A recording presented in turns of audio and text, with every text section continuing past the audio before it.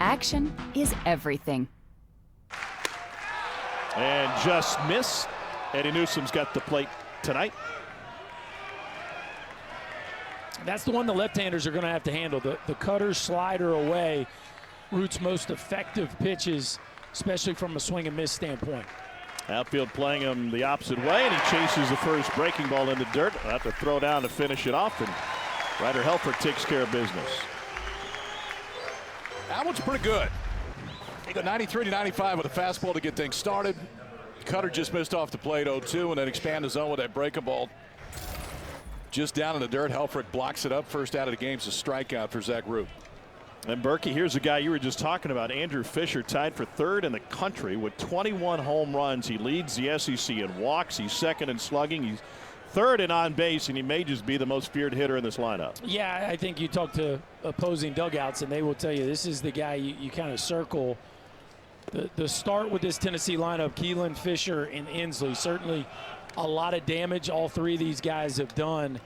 And Fisher has just been incredible this year. Not too often you get a portal pickup deliver at the level that Andrew Fisher has this year for Tennessee. Played in the SEC at Ole Miss last year. Prior to that, he was a Duke Blue Devil, and he's ahead in the count 2-0 after a couple of breaking balls. He had 3 hits in the Vanderbilt series last weekend for Tennessee. All 3 left the yard.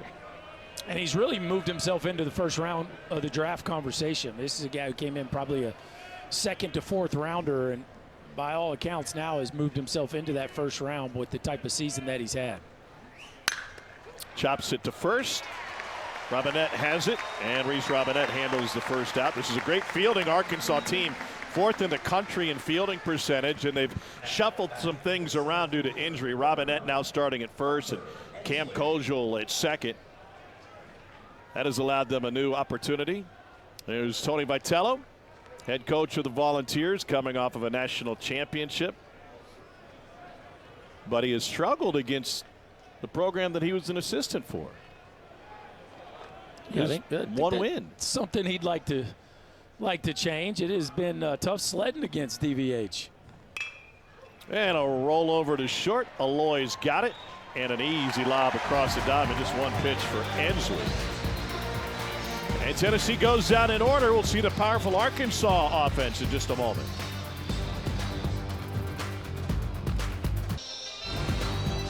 Just a beautiful weather day here in the natural state as we move to the bottom of the first inning. The Hog fans, most of them still in the sunshine. But they've been stuck in the clouds with some recent losses for Arkansas. They're trying to get right tonight against a top 20 team, and that's not easy in the SEC. Here's how they'll line them up. They lead the SEC in batting average of .315, 5th in the country in home runs. 104. They can run into them, huh? Yeah, one of the best offenses in the history of Arkansas baseball. Only 5 home runs away from breaking the program record. KP, you hit it in the open. This is an offense that's been a little stagnant the last few years. Not this year. They've been explosive. They have been. They're going to face a really good arm tonight, too. Marcus Phillips is going to show you some 96s, 97s, maybe a little bit more. But it really is his first year being a full-time starter. He had 2 starts total last year. He threw 20 innings. This year he's thrown over 63 innings, and I think he's getting to that point in the season, too, where he's never really been there before. So now the question is, can you continue it all the way through? That bottom one, will they run tonight, has been his Achilles heel. When guys have got on first base, we saw it last weekend with Vandy, and we've seen it plenty. They've been aggressive and successful on the base pass. Arkansas not a team that runs a lot, but I'd expect them to run more tonight. Put that in perspective.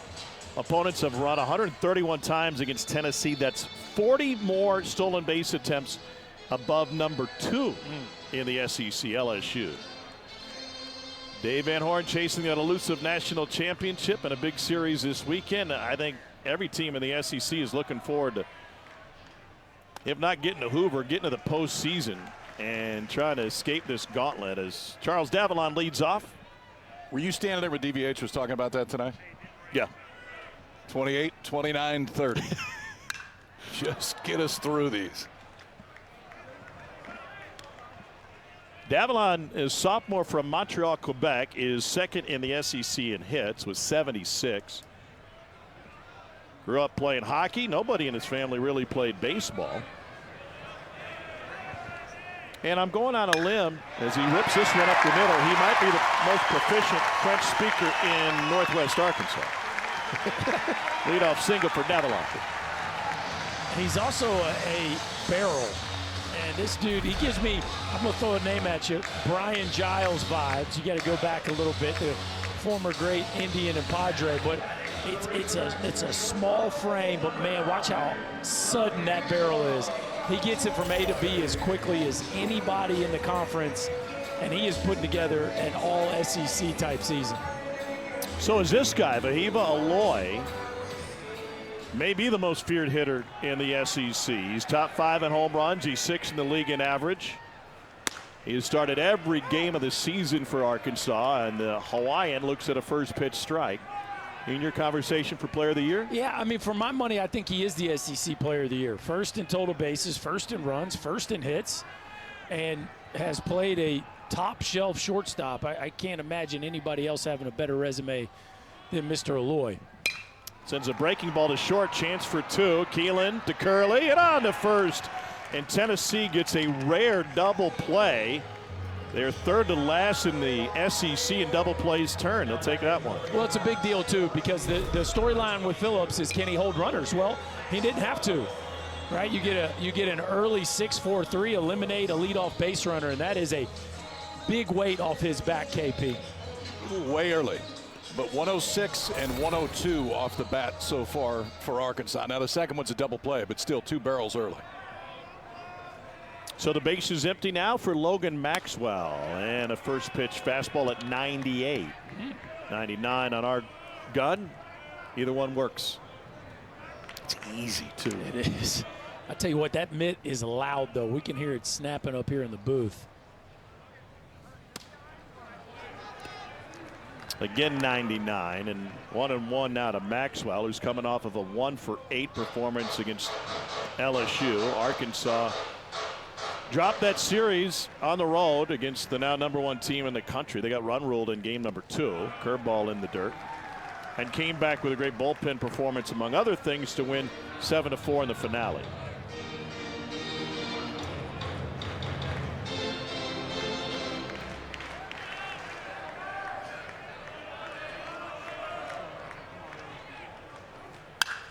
To the left side, and that one sneaks through.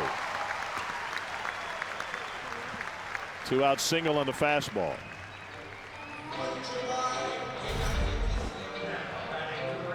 Well, you said it, KP. There's a bunch of loud contact here early in the ball game, and that's another, just looks like a meaningless ground ball, but 103 off the bat. And so even though Phillips seems to have his A+ fastball from a velocity standpoint, Arkansas looks a little comfortable. And so here's Kuyo Aloy, who's riding a 9-game hit streak. He's the younger brother of Vahiva, leading the SEC in RBI, and a curveball misses away. 1-0. Maxwell, by the way, does not have a stolen base on the season. Brothers from Wailuku, Hawaii.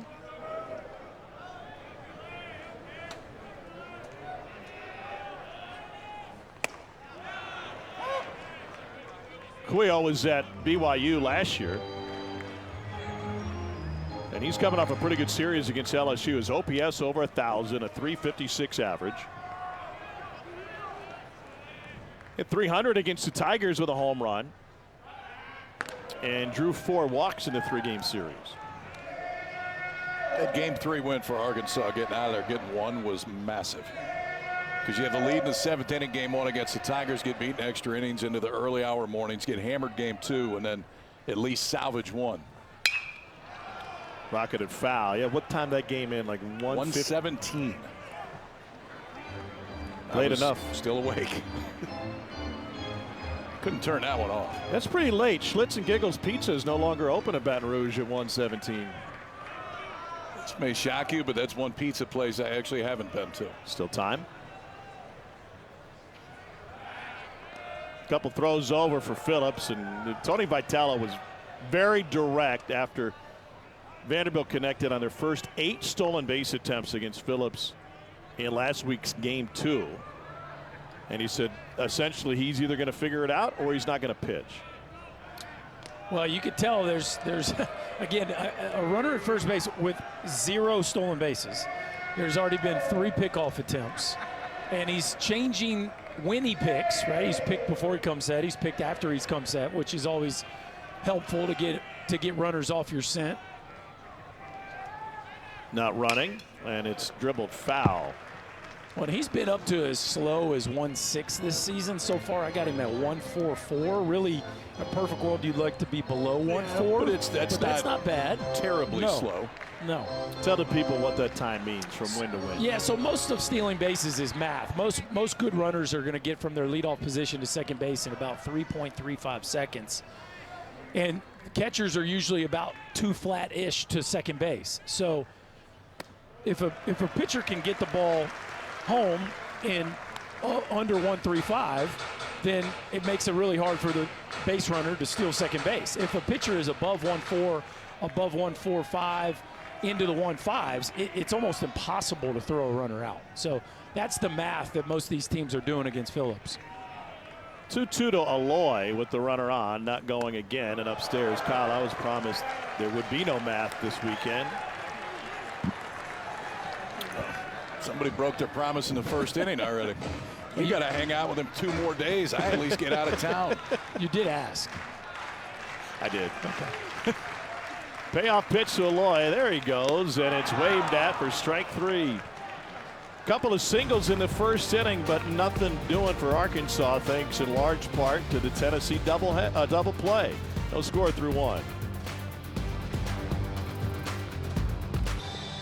Another jam-packed crowd at Baum-Walker Stadium. Final regular season home series for Arkansas. The Razorbacks certainly figure to be home in the postseason. They're still in a battle for a top 8 national seed.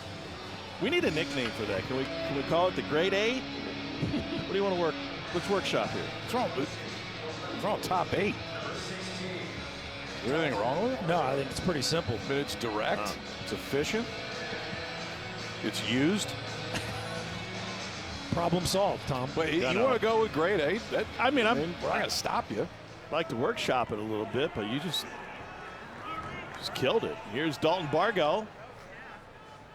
Does it home runs for Bargo and lifts this one deep to left field. Davalon will watch it fly. And it's over the bullpen and into the crowd. An opposite field home run for Dalton Bargo. And Tennessee's on top early. Strong enough for you?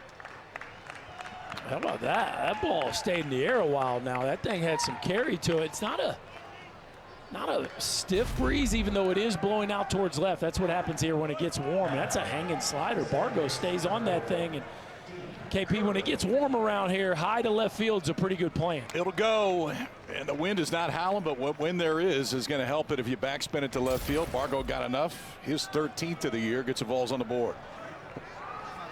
115th home run of the season for Tennessee, but only the Volunteers' 40th in league play.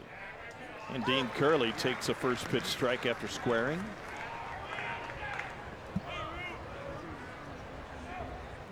Sophomore from Laverne, California. Probably sister city to Shirley.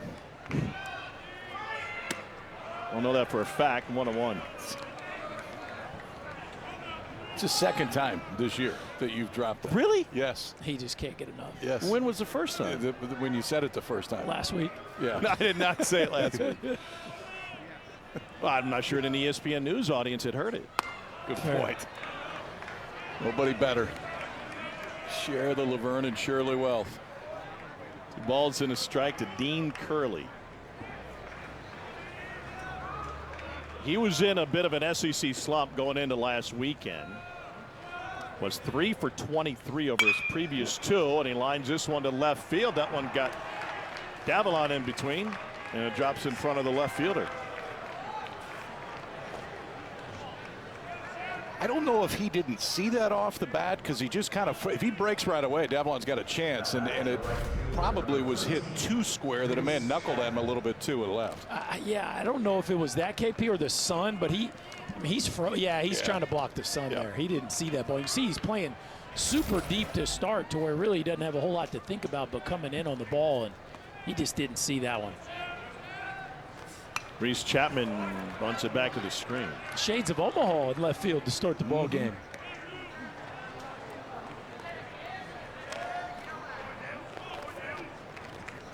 Yeah, he's playing deep enough that I feel like if it's over his head, it's over the wall. Yeah, some outfielders like to just take the back part out of it and be able to know that they can run in without really having to worry about playing the ball over your head. But he's certainly playing a deep left field. You can see he's been playing out there all year. He's worn out a patch. He's playing behind his patch. 11 home runs in the season for Chapman. 5 of them have come against SEC pitching. And Zach Root sends one over to first. Home run allowed by Root was his 5th of the season. He came in tied for 4th in the league in fewest home runs allowed.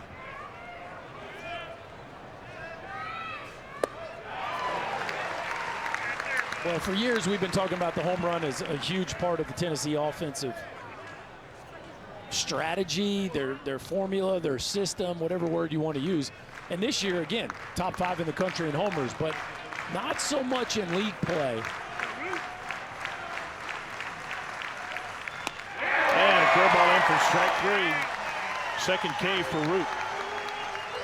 I know Tennessee's got a couple good swings off him this inning, but Root has the ace stuff tonight. And the fastball's been up to 95, 2 different breaking balls. Ooh. One embargo hit out, but I mean, that's the buckler. If he can throw that left on left and you get that immediate first reaction, there's no chance you got enough time to pull the trigger.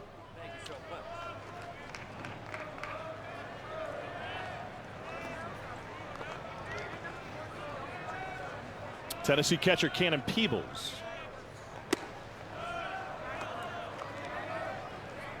Was that the curveball? Changeup. Okay. 3 right-handed hitters so far in this game for Tennessee. He started all 3 of them with changeups.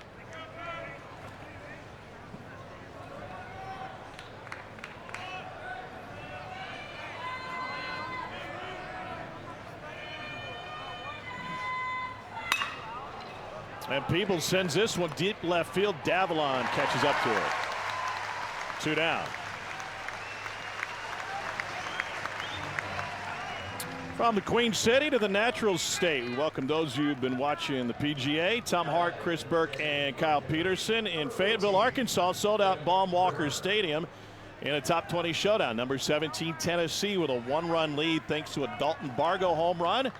And 8th ranked Arkansas with its ace Zach Root on the mound. First game of 3 and a final weekend of the regular season in the SEC. And Blake Grimmer at the plate against Root. And falls behind. They count 0-1. How's Root's stuff looking tonight, KP? I think it's real good. I mean, it was a quick 1-2-3 first. He threw 8 pitches, and then Dalton Bargo got him on a slider that was a little bit too up in the zone. But 2 different breaking balls. The changeups against right-handers have been solid so far, too. Just the 2nd conference start of the season for Grimmer. And he looks at the curveball upstairs. These are 2 high-powered offenses. Tennessee 3rd in the country in home runs, and Arkansas 5th. And 2 programs have been in a bit of a slide lately. Would love to grab a series win. Yeah, combined, these 2 programs have lost 9 of their last 11 series, which is still hard to wrap my brain around with how talented these 2 teams are. But it's true. And even though Arkansas and Tennessee both find themselves well above 500 in the conference, and Arkansas's 2nd in the league, both of these teams here in the second half of conference play have lost their fair share of series. And Tennessee specifically, 4 straight home series, which is just really odd. It's a program that lost 4 home games in total all of last year on their way to a national title.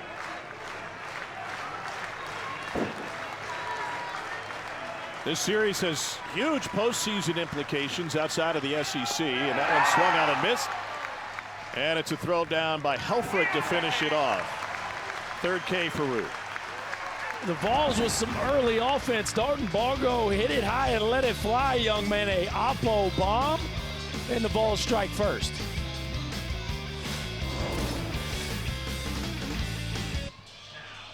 It's an Arkansas team trying to get back to Omaha, and if they do, it'll be a homecoming for Cam Koziel, whose dad is on the groundskeeping staff with the Omaha Royals, formerly, now the Storm Chasers. He made his home at Rosenblatt time and again, and running around the AAA Royals clubhouse throughout his youth.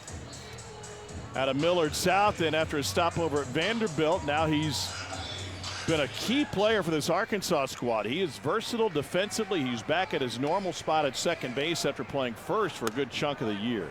How cool were those pictures? That's in the turn back to clock time. I like that. The old school Omaha Royals at Rosenblatt. Spent a few nights down there. Breaking ball in the knees from Marcus Phillips, and a count 2-0 to Koziel. I kind of feel like Camden Koziel was born to play baseball. He was named after Camden Yards. Yeah, Pop's working the ground crew, named after Camden Yards. I'd say it was meant to be. 3-0 now as Phillips can't seem to land that 96-mile-an-hour pitch. He's living in the mid to upper 90s. Got hit hard a couple of times in the first inning, but got a huge double play behind him. And he fits that one in for a strike. And Koziel has really, I mean, he has been a star for this team. First in SEC play in runs batted in. He's up 8 on the next closest guy. So he saved his biggest moments for conference play. He's played a ton of first, now playing second base. And he sends a chopper that Phillips is able to grab. Great athleticism, one down.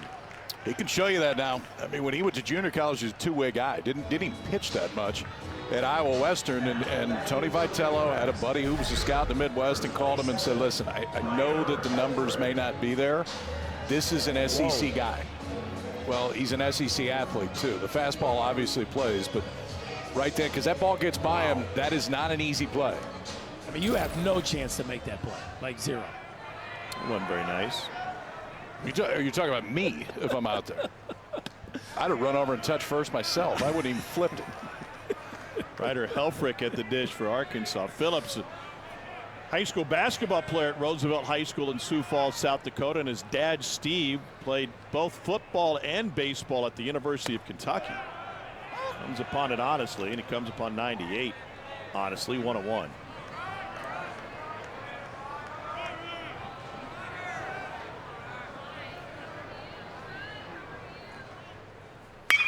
Sharply hit up the middle and over the bag past Curley.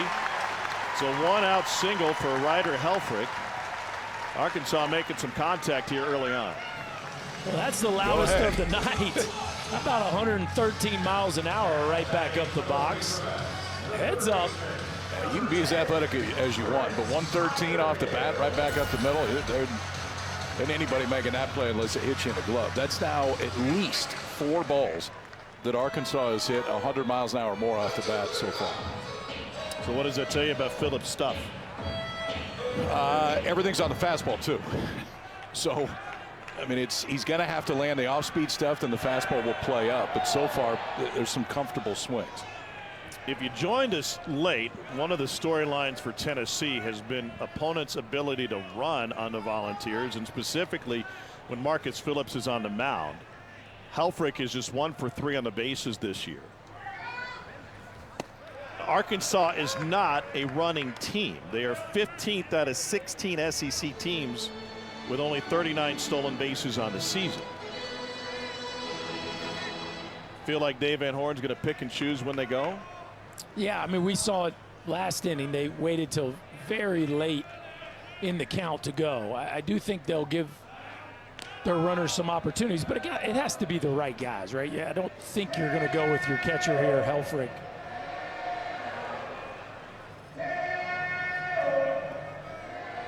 Especially for a team with so much pop, 104 home runs on the year, 5th most in the country. And a swing and a miss at the slider, 0-2. Has Phillips picked up his tempo a little bit? Well, I mean, we've got some times that are low 1.4s, which again, in the past we've seen him around 1.5, even up to 1.6. So feels like maybe. He's definitely doing a good job with varying his tempo on his picks. Again, just because you pick doesn't mean that actually holds a runner close. You got to vary your picks. You got to keep them uncomfortable, and then you got to tighten it up to the plate as well. Grounded up the middle, and under the glove of Keelan. Helfrich headed to third. Arkansas's got runners at the corners with one down in the second.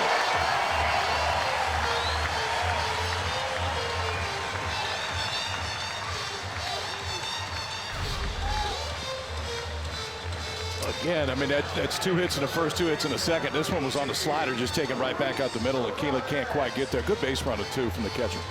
Helfrich, the entire thing's in front of him right there. That's his read. Hits the inside part of the bag, and Arkansas's got 2 on here with 1 out. And an Aussie cheer for the first ever Australian player in Arkansas baseball history, Brent Iredale.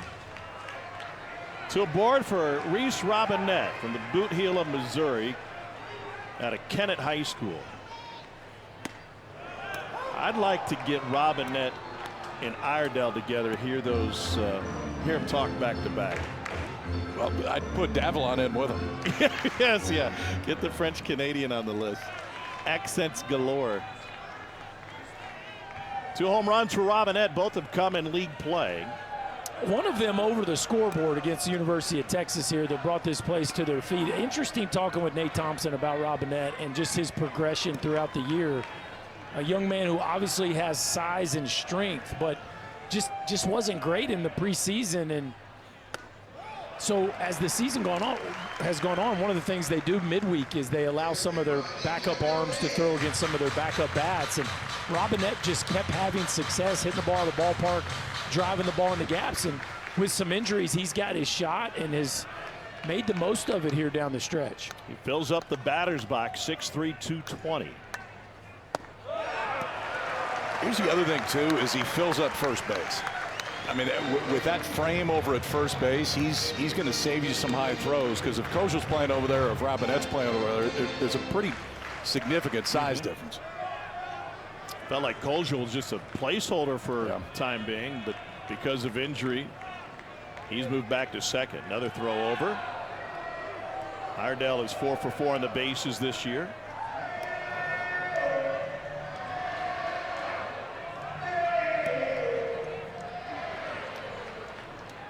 Opponents have 101 stolen bases against Tennessee this year. That one up 3-1.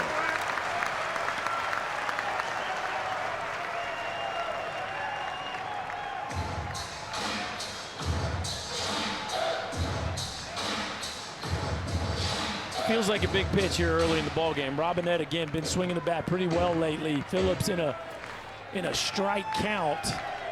Better make a pitch right here. 3-1 to Robinette, and a slider missed to load them up, and they'll bring out the beer mugs here at Baum-Walker Stadium, one of the best fan bases in all of college baseball. Pass them around.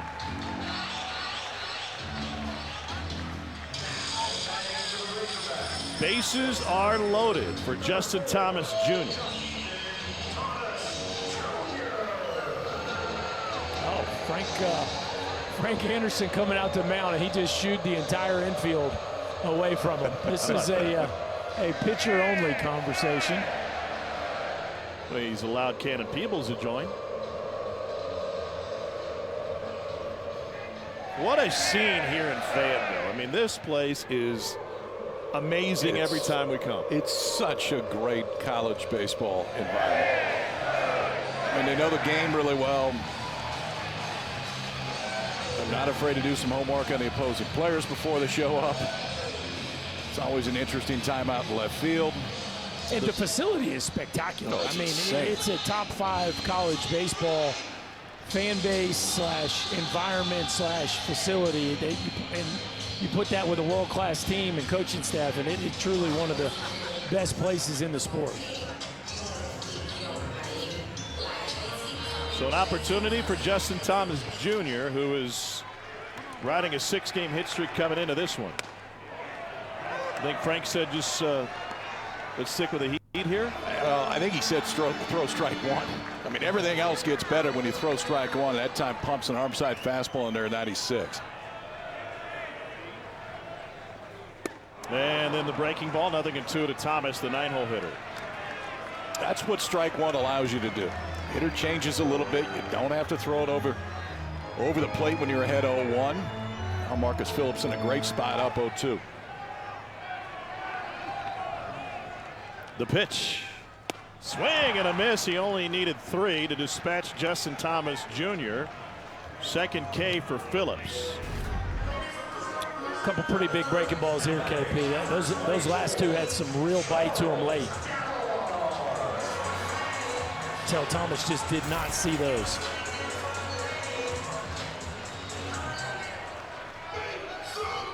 So here's Charles Davalon. 2 grand slams on the season. He's driven in 17 with the bases loaded and looks at a breaking ball for strike 1. Davalon singled up the middle his first time up.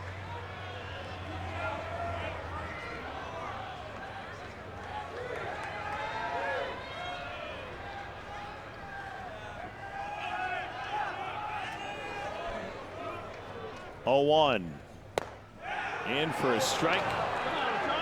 Living upper 90. Frank, what'd you say? Yeah, I'd say that's a good visit so far. 5 straight strikes since he walked out there. Punch out Thomas Jr. to start. Now goes 0-2 on Davalon.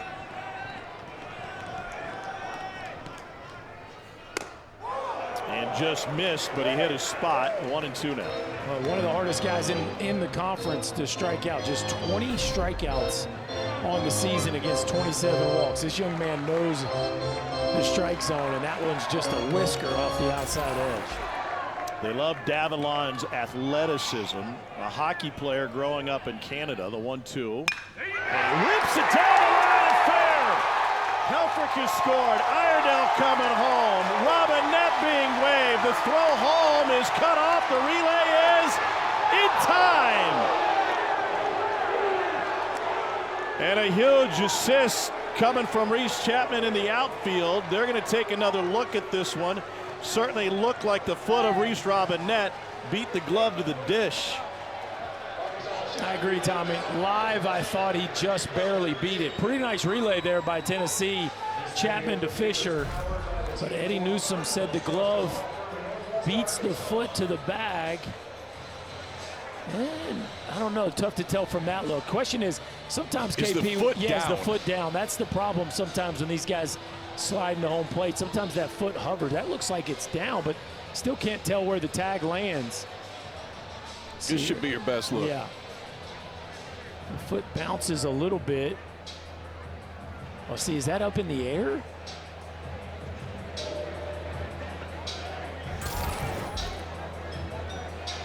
What'd you think? I think he's safe. I mean, I think he's safe by a frame, but I think he's safe. I think the question was whether the foot was down. It looked like the foot was down.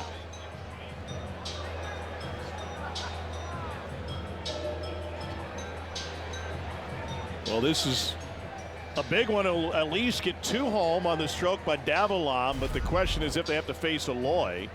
I always like to slide into home and touch it with my hand just because you knew you didn't have to worry about whether your foot would hover above the base or not. And Robinette sliding feet first, he could have gone outside and touched it with his hand, and then that would have made it impossible for Peebles to tag him. But he really gives Peebles a good target to tag to because he slides right into the middle of the plate. What a quick exchange on the cutoff, by the way. Yeah, Fisher did a fantastic job. I mean, Tennessee couldn't have done it better from a defensive side of things. Call on the field was out at home. Chapman to Fisher to Peebles. Davalon just continues to amaze, doesn't he? I mean, what a season he has had for this Arkansas club. Well, with 2 outs right there, too. You got bases loaded, 1 out, get the strikeout. Davalon comes up. He's now barreled it up both of his at-bats. His last one's going to get him at least 2 driven in, potentially 3. You know, it's interesting, KB, because Phillips' highest whiff rate pitch is his changeup. But it seems like when push comes to shove, he's going to throw slider. And you throw slider over the plate to a guy like Davalon, he's going to make you pay. Well, it works back in towards the barrel. Yeah. I mean, that's why I like the changeup against left-handers is it's tougher to stay on it. Looks like we got something coming here. Jeff Head, the crew chief. SEC veteran and a regular at the Men's College World Series in Omaha. I'm going to say it stands.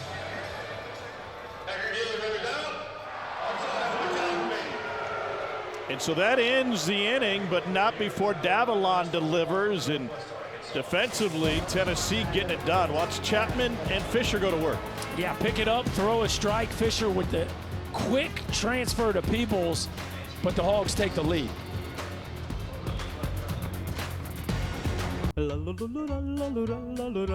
Get 50% off everything online right now at Old Navy.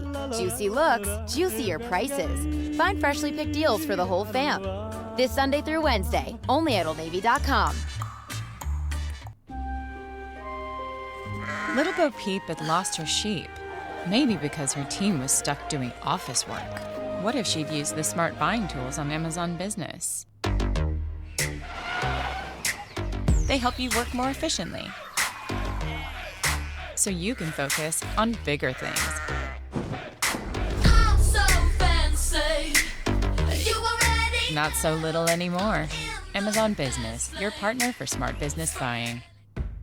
Memorial Day savings start now at the Home Depot. So whether you're working on a getaway just for you or a space to celebrate with friends, find everything to make it your place with savings from the Home Depot. Juan Soto returns to the Bronx this weekend. And on Sunday Night Baseball, it's a Subway Series finale between Soto's Mets and Aaron Judge's Yankees, 7 Eastern, 4 Pacific on ESPN, ESPN Deportes, and ESPN Radio. Our coverage begins at 6 Eastern, 3 Pacific with baseball tonight. Sunday Night Countdown. Mets swept the Subway Series last year. Judge is off to a decent start. Yeah, that's okay. Here's Manny Marin, the 9-hole hitter for Tennessee. And he lines the first off of the leather of Kojal. Can't recover in time. That one almost knocked them over. There's not too many better feelings as a hitter than when you hit a rocket, then you think you're out, and then you're not. And Kojal did everything he possibly could to climb the ladder and make that play, but just an inch or two from sticking in his glove and Marin on with a leadoff knock. So Gavin Keelan comes up, the leadoff man for Tennessee, and he tries to bunt his way on, and it's a poor bunt handled by Iredale. 14 home runs in this season. What about that decision? Well, I tell you, 14 home runs on the season, but he's been scuffling in league play. It hasn't been great the last few weekends. Obviously, Root very difficult, left on left, and to lead off the inning with the moving the runner and maybe going first and second, nobody, I kind of like the play, just poor execution. And so one down for the SEC's home run leader, Andrew Fisher. Third in the country in long balls, second in sluggy, third at on base. And the first pitch high to Fisher. This is a big time at bat right here. You got a lefty in Zach Root that's got a chance to be a top 30 pick, top first round kind of guy. Andrew Fisher himself, and these are the kind of at bats. We saw a lot of scouts in the building pregame. These are the kind of at bats they really hone in on. 1-1.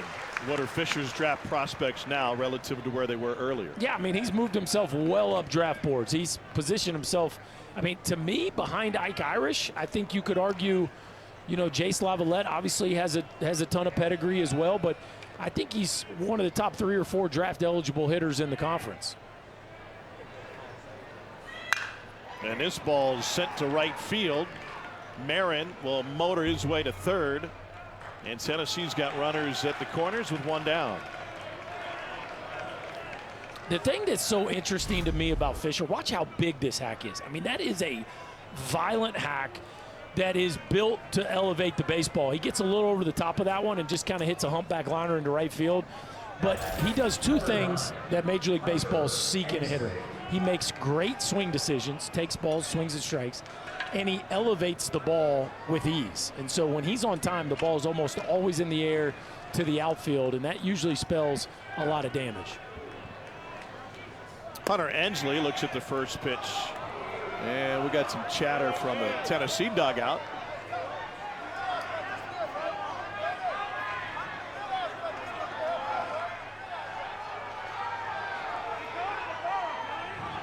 What's the chatter here? I the think, pitch clock? I think pitch clock, but I also think maybe they think Root's moving before Inslee's set and looking at him. I got you. Yeah, there's definitely something with that. It is a very unique rule in college baseball when it comes to the pitch clock that pitcher and batter have to engage with eye contact. And the hitter has until 8 seconds left in the pitch clock to do that.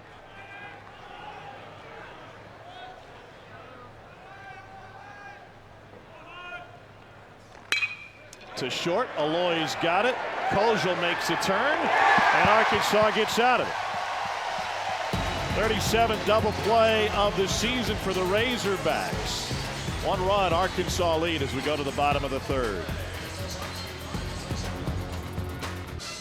Here's what our friends at D1 Baseball have projected for the field of 64, and a lot of interesting names outside of the SEC and ACC, including number 9 Oregon, projected as the number 9 national seed. The Ducks on the road in a Big Ten game leading at Iowa 8-0. And Oregon State is an independent. They just split with Iowa on the road in Des Moines.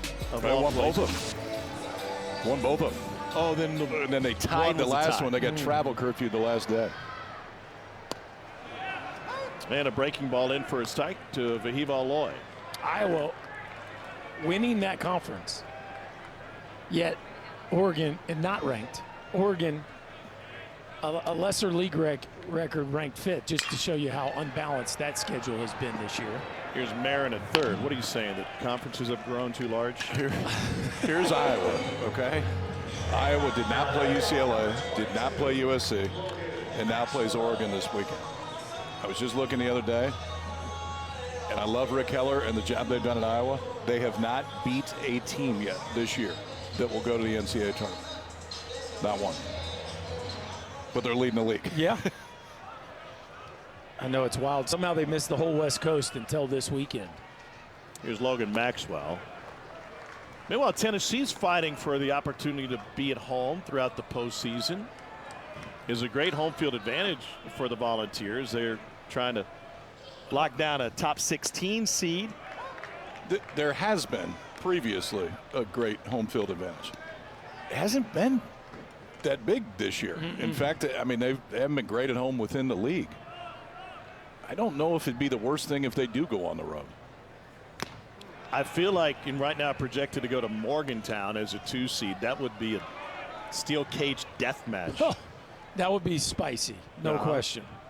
Hey, let's be honest. Anywhere they go on the road during the regionals, it's going to be spicy. But the closer they are, the spicier it gets. I mean, if they had to go all the way to Corvallis or Eugene, you might limit that a little bit. A little bit. I mean, they've lost 5 of their last 6 series, so the thought that they would have to go on the road makes perfect sense. Now, if they figured out a way to win this one, that they might sneak into the top 16. But I think the group is just kind of resigned to the fact that they haven't been, it's really been rubber games. They've been really bad on Sundays. They just haven't been able to win and played they haven't been swept all year. They've played a ton of rubber games that they have not been able to win those series. And the reality is, if they don't pull something out of their hat here this weekend in Fayetteville, they're probably going on the road. Well, they left the winning run at first base in the 9th inning of the series finale against Vandy in a 7-5 loss. So they made it interesting. Well, just 2 years ago, they went on the road to Clemson and to Southern Miss to get to the College World Series. So they have done it in the Tony Vitello era. And there's ball 4 to Maxwell. Yeah, we were there in Clemson. That one got spicy. Yeah. Second round coverage of the 107th PGA Championship from Quail Hollow tomorrow afternoon at noon Eastern, 9 a.m. Pacific on ESPN. Our early round coverage begins at 7 a.m. on ESPN Plus with our ESPN Bet telecast at noon Eastern on ESPN2. Xander Schauffele, defending champion, +1 through the first round. Rory fired a 74 today. Some big names that didn't play great today, but Scheffler 2 under. Birdied 18.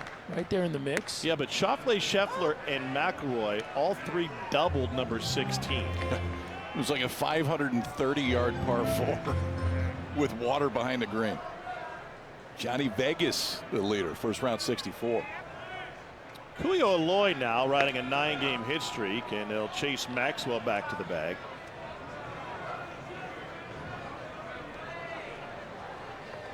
The Eloy brothers are big golfers back in Hawaii. They were on the Hog Pod with Bo Mattingly earlier this season, and one said of the other, yeah, he can hit a golf ball 400 yards. Oh. So Bo asked the first guy, how far do you hit it? He goes, 390. The Eloy boys are put together.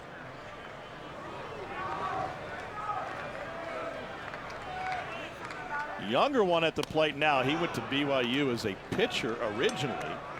Pitched most of the fall, would only hit during batting practice. Went home for Christmas, put some work in the cage, got back to Provo, picked up some ABs, and he was hitting at the 3-hole opening day for the Cougars last year.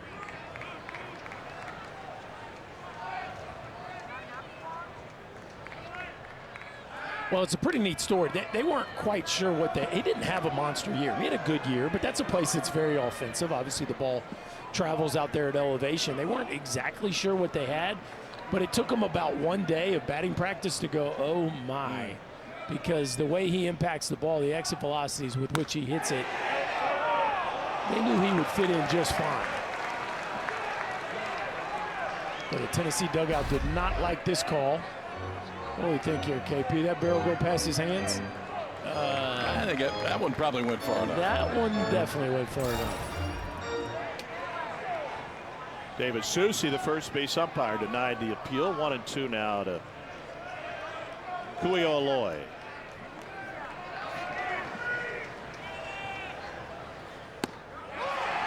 And he's punched out on a breaking ball. Strikeout number 3 for Marcus Phillips. A good combo right there.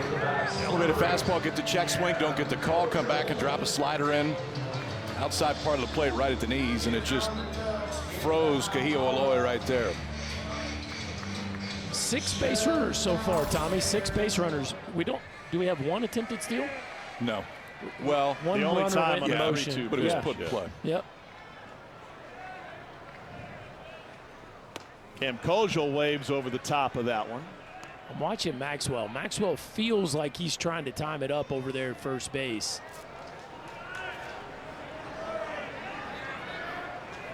Just hard to believe that they're not going to at least attempt to run on Phillips. 2 outs, always a good time to try to get into scoring position.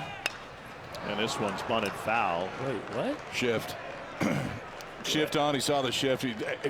Hey, man, if that's fair, that might have been a double based on where Manny Marin's playing. Well, I mean, Kojal's just too dangerous with 2 outs and a runner at first base. I mean, if it wasn't 2 outs, I'd say go for it. But it feels like as well as he's swinging the bat, he needs to try to hit a ball in a gap or better.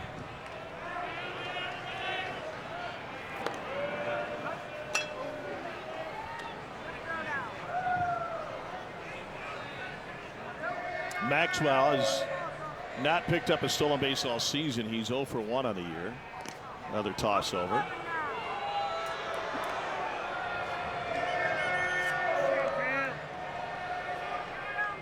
Much different scenario for Phillips today relative to his last start against Bandy. Not only did they steal 8 bags on him, but he threw away 2 pickoff attempts at first. And now 1 and 2 to Kojal. Well, Mattingly was telling me about Kojal. He's a big part of the Catholic parish here in the Fayetteville area. Well, one of their deacons is Norm DeBryant, longtime former Arkansas coach. So before the season began, he got DeBryant to come into the locker room, bless his bats and his glove. And sends this one to left center, but shallow. Ensley covers a lot of ground. Runner left down. That's 3 stranded for Arkansas. When we return, we'll talk with former Arkansas assistant and national champion Tony Vitello.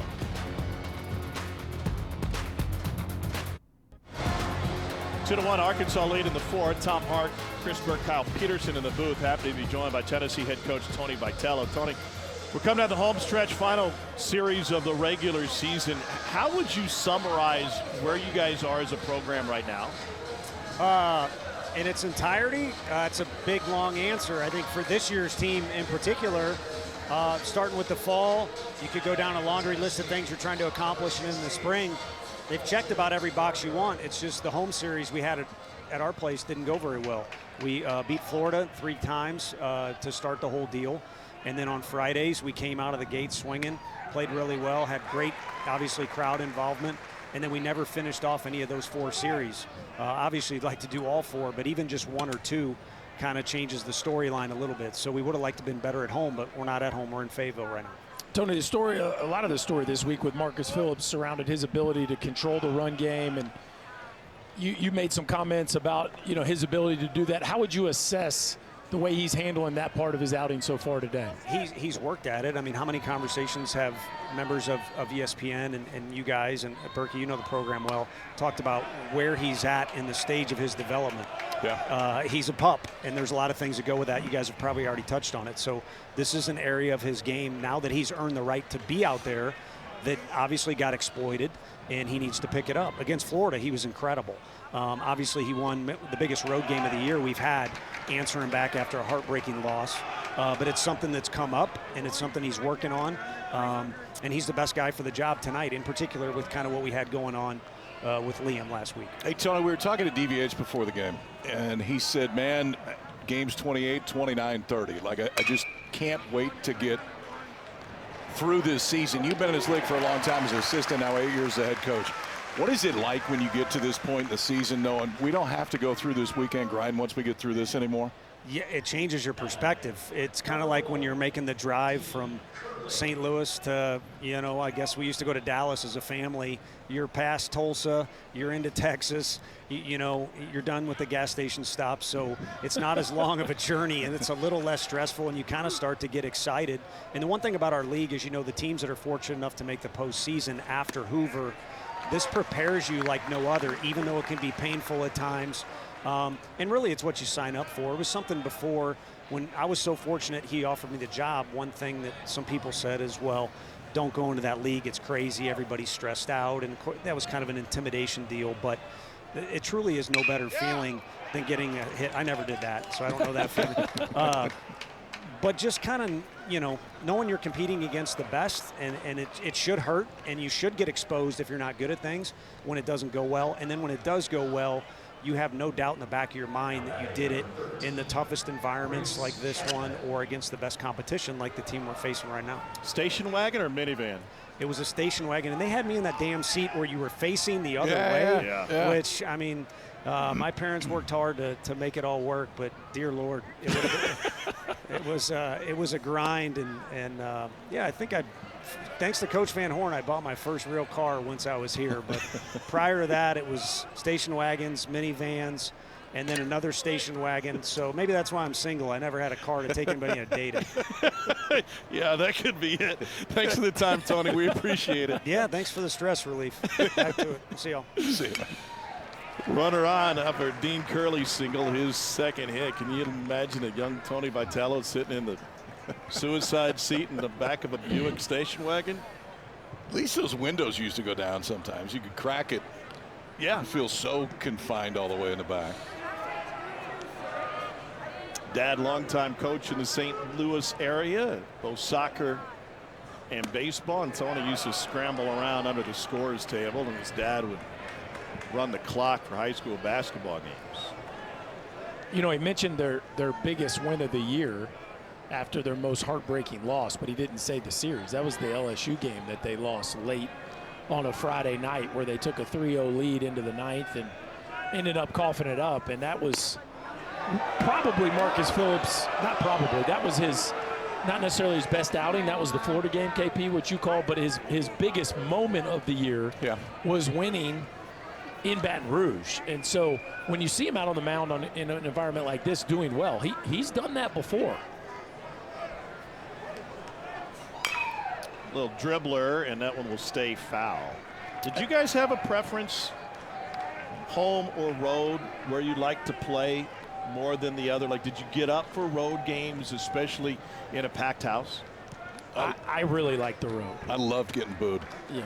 I wish you'd boo me more when we play golf. Okay. I miss those days. You love playing at home because you got your folks there and everybody's there. But, man, you get in the right environment, going on the road was awesome. Payoff pitch will wait a moment. Tony talked about Marcus Phillips being a pup and growing up. And great opportunity for advancement even late in the season for guys to get better. Volunteers trying to stir it up, down 1. The Dalton Bargo home run gave him the lead in the second. That one upstairs. And they got something cooking here with 1 out.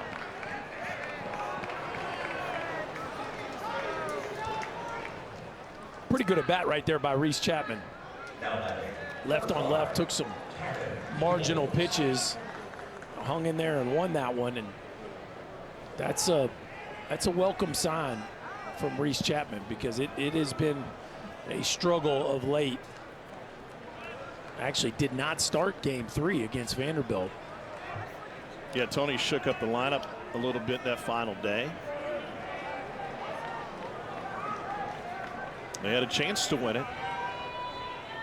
Cannon Peebles lined out to left field his first time up. And the Tennessee catcher looks at a first pitch strike. Tennessee slugged its way past Vandy in game 1 last week, 10-6. Ensley homered in that game. Keelan and Fisher both homered. Can they win the game without the long ball? Tennessee? Game. Yeah. Oh, yeah. Yeah.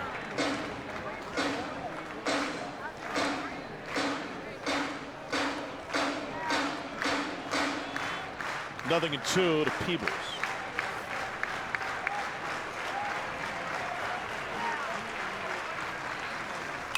And it's pulled foul. Pardon me, I got my scorebook mixed up. It was a 3-2 win game number 1. They hit all those homers in a game 2 loss. Yeah, game 1 was Liam Doyle, Hunter Ensley last weekend. Both those star players. I mean, really, it boils down to both those guys coming up with huge moments. Of course, Arkansas will get to see Mr. Doyle tomorrow evening.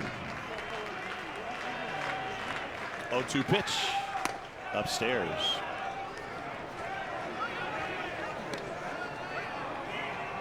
Doyle's climbing the draft board, so we'll see a future first rounder tomorrow night.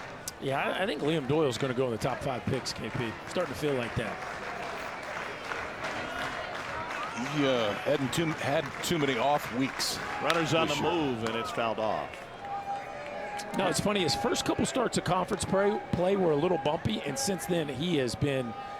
I think Kyson Witherspoon, Anderson from LSU, of course, Ianson from LSU. There's other people that have a strong case.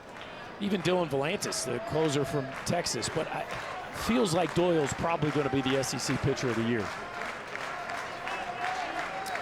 They're running a pitch ago. Not now. And it's strike 3. Fastball to the glove side, and Peebles caught looking 2 down. That's the first time that Root's gone glove side fastball to a right-hander, tried to surprise him with that fastball in. Peebles didn't like the call, thought that ball was in, but if he can execute glove side fastball, you're just not going to get a lot of right-handers that can pull the trigger on that. Tennessee going to the bench here with Levi Clark. I think the home crowd saw Tony Vitello come out of the dugout, thought he was arguing about the strike call, but he was introducing his pinch hitter, hitting in Blake Grimmer's spot as the DH in the 8-hole.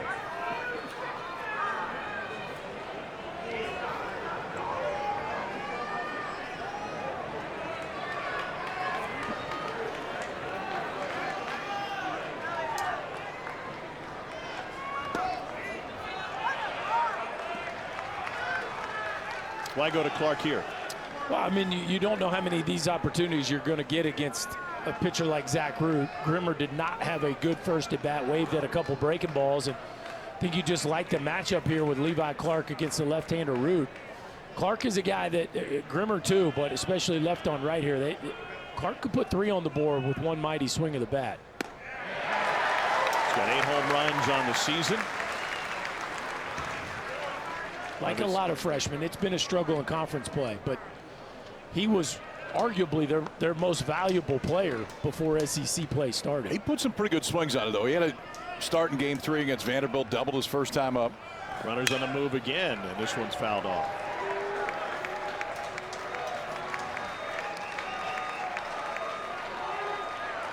Twice now that Curley's tried to steal third. Both times it's foul balls, but Zach Ruth being pretty deliberate to the plate.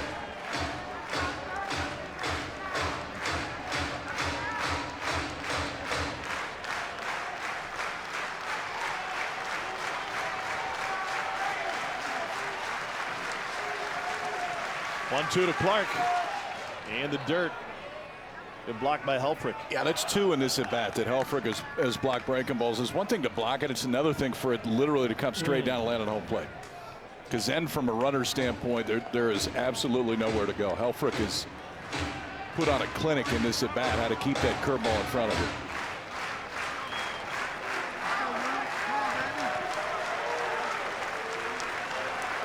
There they go again. Low and in, no throw to third, and a double steal puts Curley at third and Chapman at second. You know, a lot of people don't like stealing third with 2 outs. I think, especially in college baseball, it's a great play, but it's even more valuable when you can get a double steal. And now any ground ball with eyes, Tennessee will take the lead. Payoff pitch. It's low for ball 4, and Tennessee has loaded them up here in the 4th.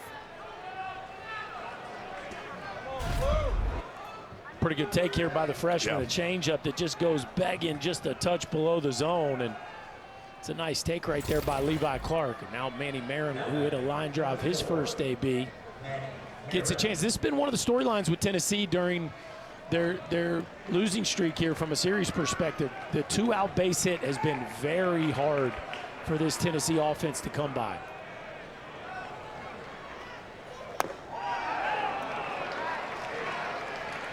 Root shook before that first pitch missed low. They count 1-0. Marin 1 for 6 with the bases loaded this season, but that one hit left the yard.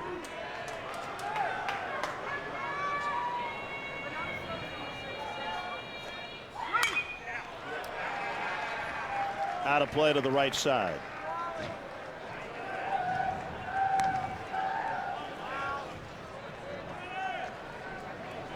Just begging for that somebody to come up with that 2-out hit. We hear it all the time, right? Situational hitting is usually what's the difference in these good-on-good contests. And a curveball out. KP Root's having to work through 31 pitches over his first 3 innings. He's already at 28 in this inning. Let's look at the 2-out ribbies for Tennessee this year. Well, I mean, there's your point. The last 6 series has not been a strong point for Tennessee. Well, you can't ask for a better opportunity than this one right here. 3-1 count, bases loaded. This is where, as a hitter, you got to calm your breathing down. Don't get over anxious. Stay in the middle of the field.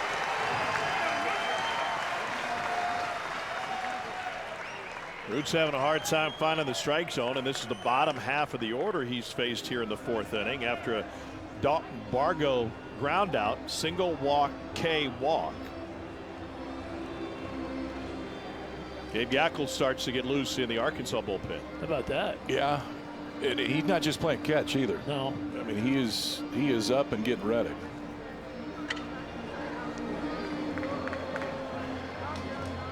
Arkansas going to what I would consider their most talented bullpen arm right out of the gate here in a game 1, clinging to a 1-run lead.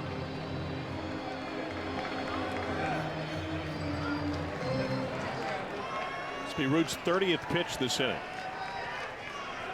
Pick up the second. Just lobbed back there. I like the chance, though. I like the idea. Yeah. And that's why Helfrich walked out there.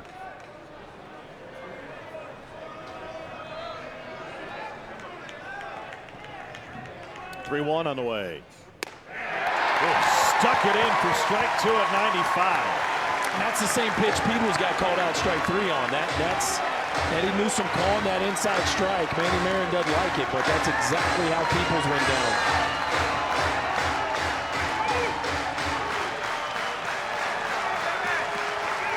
Packed house rises in Fayetteville.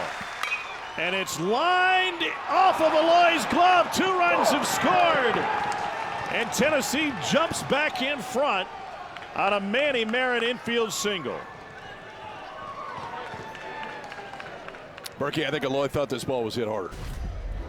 The move, I mean, it got in on Marin's hands just enough right there, and I think Eloy's move to it right away thought that it was barreled up off his glove into the outfield, and there's 2 pretty good at bats by the freshman in the 9-hole right there. That one gives Tennessee the lead back. So pitching coach Matt Hobbs to the mound with Gackle seemingly ready. 62 pitches in, and half of those pitches have come here in this inning. He was 30 pitches in the first 3 innings. He's now 32 in this inning alone. When you're going lefty-lefty, if you're Tennessee here, the next 2 hitters. So I think Matt Hobbs would love to be able to get Root at least through the next 2 hitters. But I do think if he can't retire Keelan here, that's probably the day for him. Keelan is 0 for 2. He struck out on a curveball his first time up. Hopped up to third base his second time, and he's behind in the count, 0-1.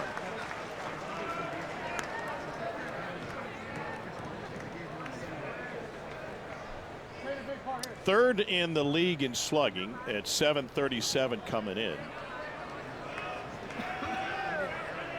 This Tennessee team is 5th in the country in slugging. 0-2.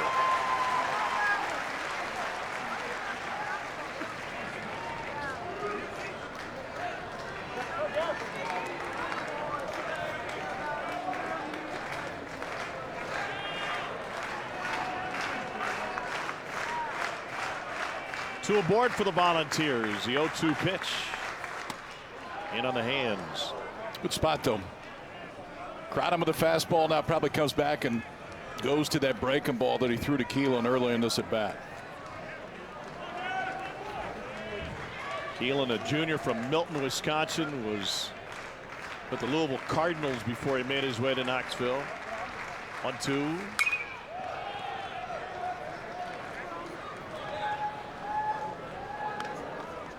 Started the season off was, heck, the first 6 weeks of the season, he was one of the Golden Spikes front runners. He got off to as good a start as you could possibly imagine, but out a few weeks with a hamstring and just hasn't been able to regain that form. Flinches at that one. Appeal denied. Yeah, he had a 4-game home run streak back in late February, early March. Came into the season second team preseason All-America by Baseball America. He was a third team All-ACC shortstop with Louisville last year. This is wild. Here's the 2-2. Curveball, and that one's roped into right field.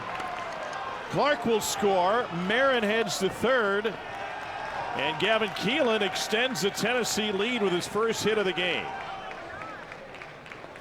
Well, we talked about the 2-out RBIs and how Tennessee has just been desperate to try to get a few of those. How about back-to-back at-bats? Marin drives in 2 with 2 outs. Now Keelan gets a hanging breaking ball, and he shoots it into right field. And the Vols finally cashing in, and that'll be it for Zach Root.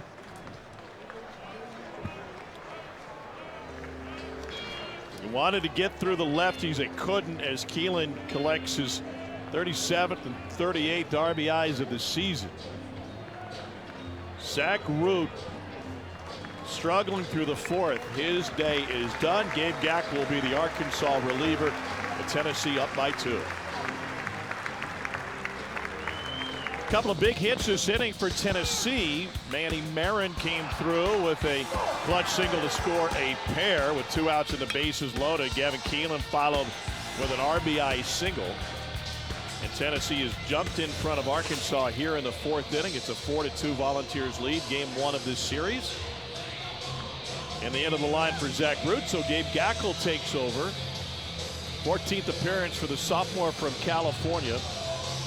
Gackel 4-2 with an ERA hovering around 5. He has struck out 62 in 51 2/3. Yeah, stuff isn't the issue. First 9 outings this year for Gackel were starts since he's gone to the bullpen.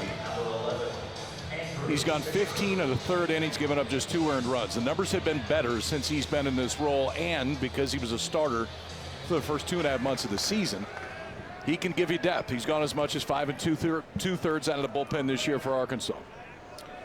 And in those 5 2/3 against A&M, he threw 97 pitches. Facing the best home run hitter in the SEC, Andrew Fisher, and Gackel misses with his first offering.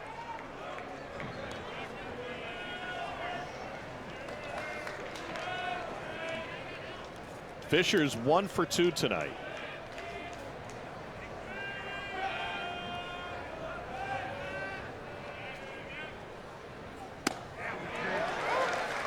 One. Good pitch. I mean, Eddie Newsom's been consistent in there. He's definitely calling the inside strike down to both sides of the plate. We've seen him against right-handers. That one underneath the knob of Fisher goes for a strike. Arkansas doing a good job of shoving it in there.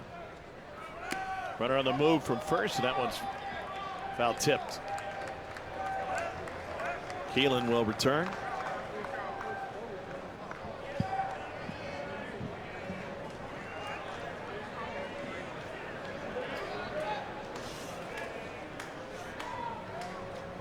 .21 home runs on the season for Andrew Fisher, who played at Ole Miss last year. That's tied for 3rd in the country.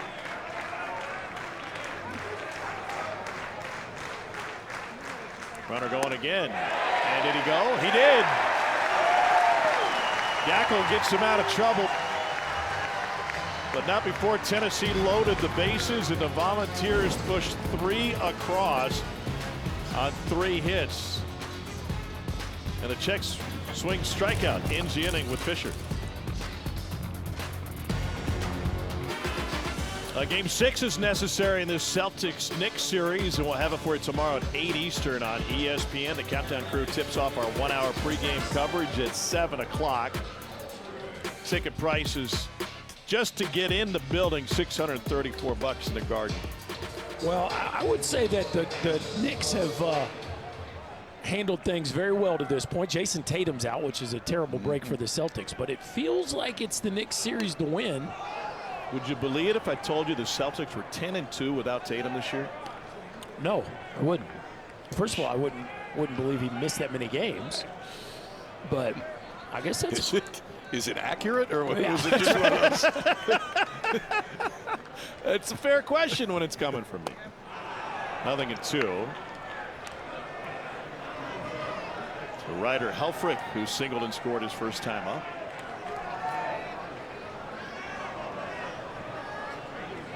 Phillips pitching with the lead. And Helfrich sends one on the ground to second. Curley's got it. We've known what the ceiling is for Marcus Phillips for some time. It's just a matter of putting things together as a young and relatively inexperienced pitcher. I know it's just one game, but relative to what he was last week, I feel like he could be a difference maker for this team in the postseason. Oh, without a doubt. I mean, you got a pretty good idea what you're going to get with Doyle when they run him out there.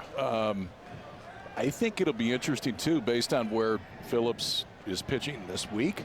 What do you do next week when you go to the SEC tournament? And potentially, what do you do depending on what your draw is when you get into regionals? Listen, man, Tony said it when we talked to him. Like, this kid has not pitched much. He also just sat on the bench for 23 minutes. Connects with Iredale. Second time he's reached base tonight. So there are going to be growing pains because you're now growing up in the toughest league in the country. The first out right away, then that 2-seamer, when it has run, it'll go. Hope they caught that pad for Iredale because that was mid-90s again. Phillips is from Sioux Falls, South Dakota. His dad was a longtime minor league coach. After playing collegiately in the Yankee system, I can't imagine that there was a whole lot of high school innings put together in South Dakota before he went the junior college route, or a high level of talent faced. I called him when he was a superstar 12-year-old. pitching his team to the Little League World Series. Did you have him in Indy? Yeah. Did you? Oh, yeah. It was completely unfair watching him throw to 12-year-olds from 46 feet. I'm sure you had him in Williamsport, right? Sure I did. A.J. Russell warming up for Tennessee down the bullpen. Interesting that they've started to go to Russell out of the pen here the last couple weeks. Look at what you have on both sides. So you got Gackle in the game, who was, I mean, preseason All-American as a starter. Yeah. And now is that guy that can give you length out of the bullpen.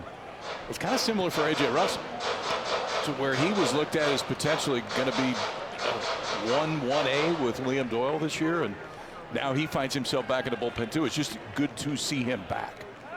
Well, it also shows you what we've been talking about, which is just how talented both these rosters are. That Gackle and Russell, I mean, Gackle next year, Russell this year. Russell's going to be a top 2 rounder.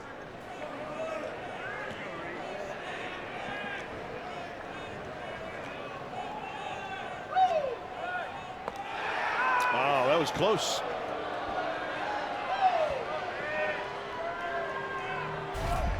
Well, Phillips paying a lot more attention to the run game, has done a nice job. Iredale just back in time.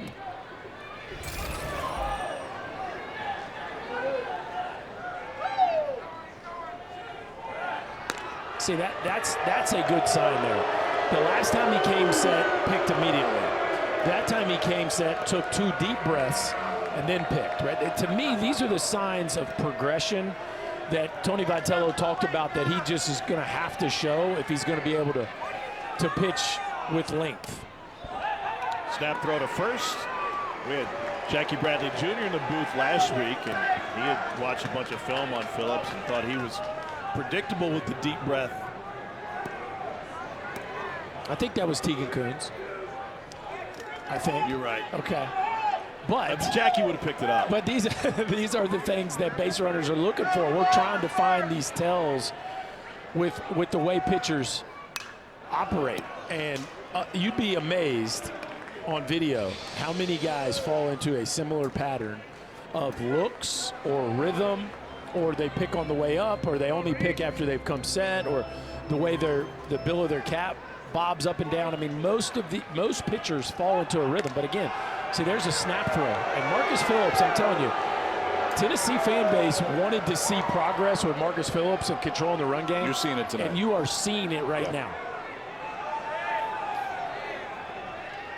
1-2 to Robinette.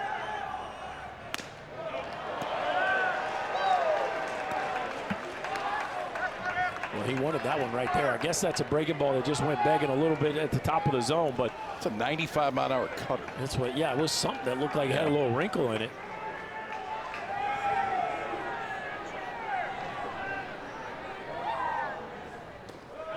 He misses with the slider, 3-2. Put him in motion, Herbert. Got to. And this is one of those, if you're Iredale, you don't have to get a great jump. Yeah, you'd love to steal the base if it's a strikeout situation, but really you're just trying to stay out of the double play. There he goes. Grounded foul.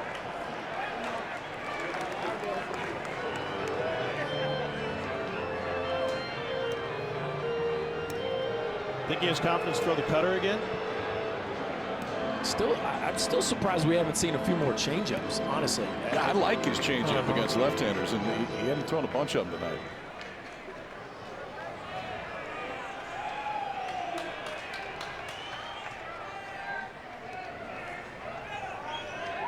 Runner on the move, and it's popped up left field foul territory. Marin and Bargo chase, and that'll be 10 rows deep.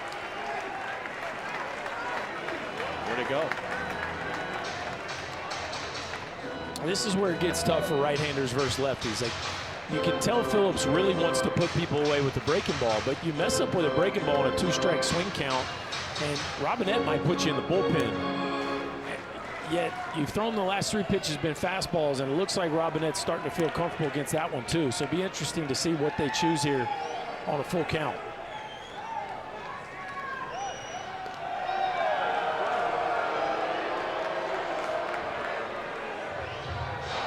Robinette has homered twice this season. Both home runs came in conference play.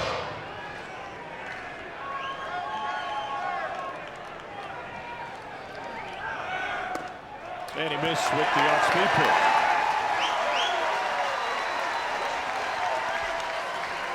Well, there was the changeup, and that one just started off the edge right out of his hand, so not tempting enough for Robinette to wave that, and that's a heck of an at-bat there by the Arkansas first baseman. Justin Thomas Jr. came to the plate in the second inning with the bases loaded. He saw a steady diet of fastballs. Let's see how Phillips attacks him here.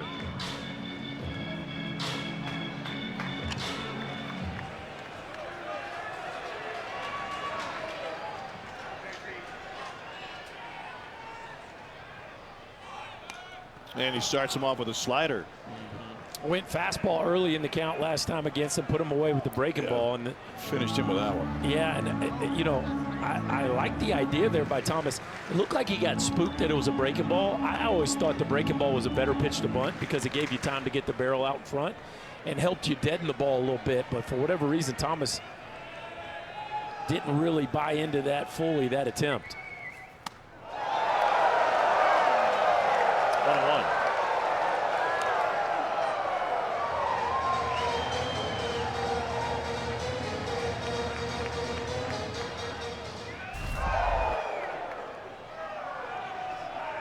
Grab by Peebles. Keep that one from getting to the backstop.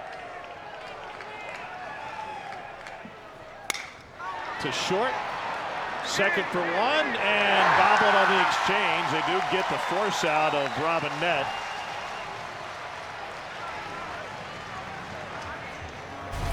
Like Keelan didn't get it to him quickly. Yeah, no, I thought Keelan did all right. I just think I think the throw was a little inside the back. That was going to be catch it. Yeah, it looked like he did. He really did. Jeff Head said it was. Yeah, he's on the transfer there. That's going to be really, really hard to turn against a guy that can run like Justin Thomas Jr. So I don't know that that one would have gotten him off the field. But with the arm like Curley, you'd like to see what would have happened if he could have transitioned that one perfectly. 2 down, back at the top of the order. Here's Davalon. That is the 20th pickoff attempt today by Marcus Phillips. That's paying attention. I think they've talked about it a little. Yeah.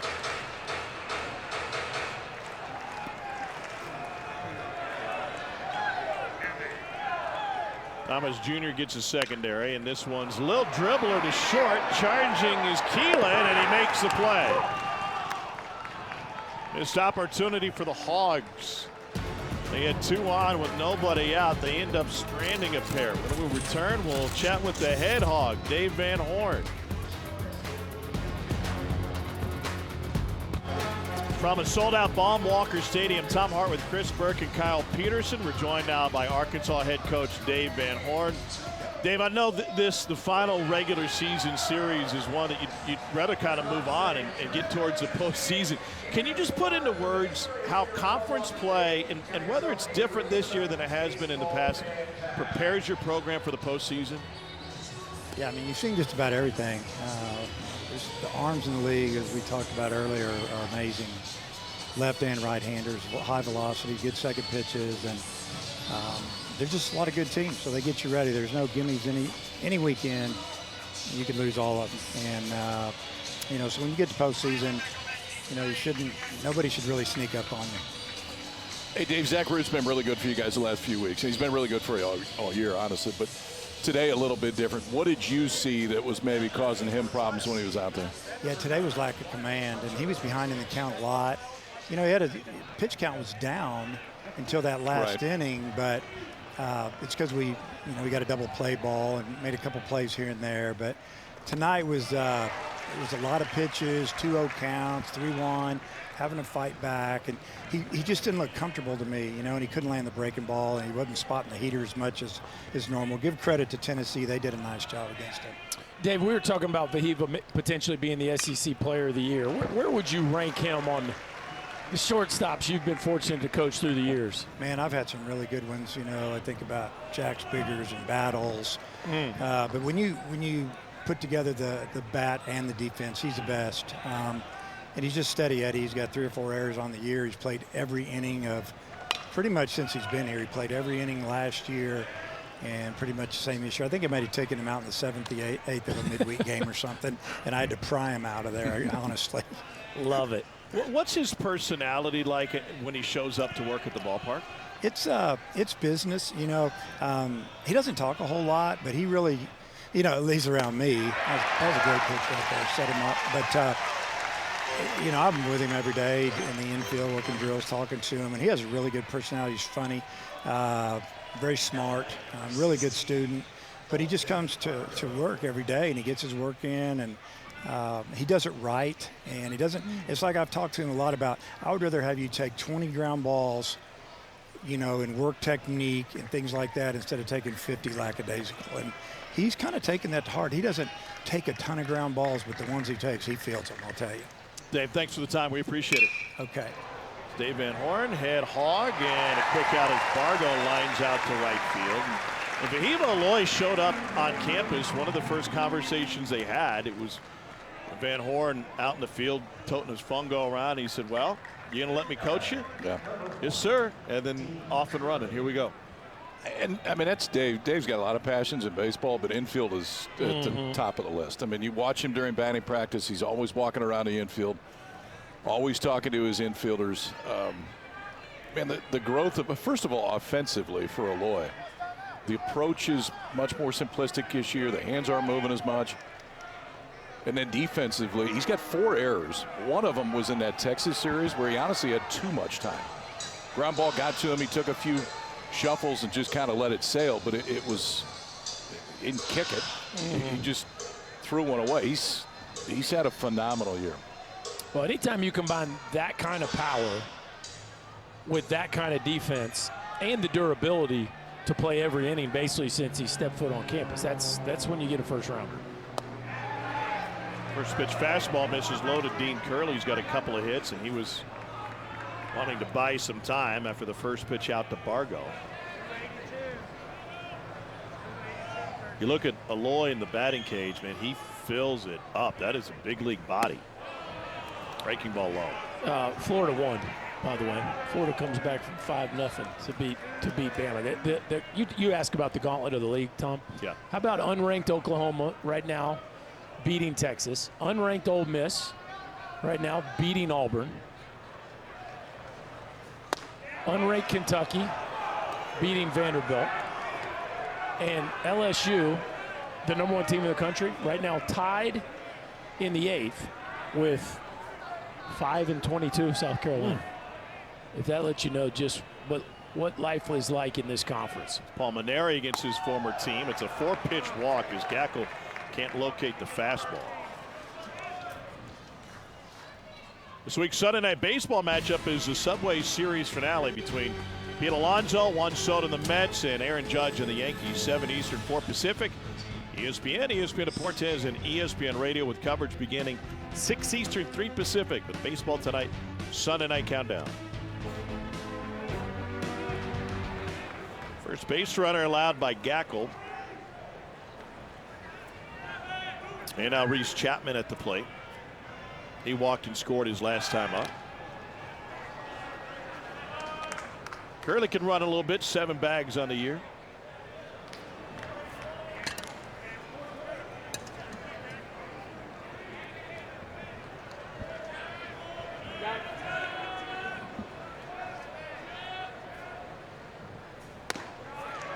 Got the fastball up and in the strike zone.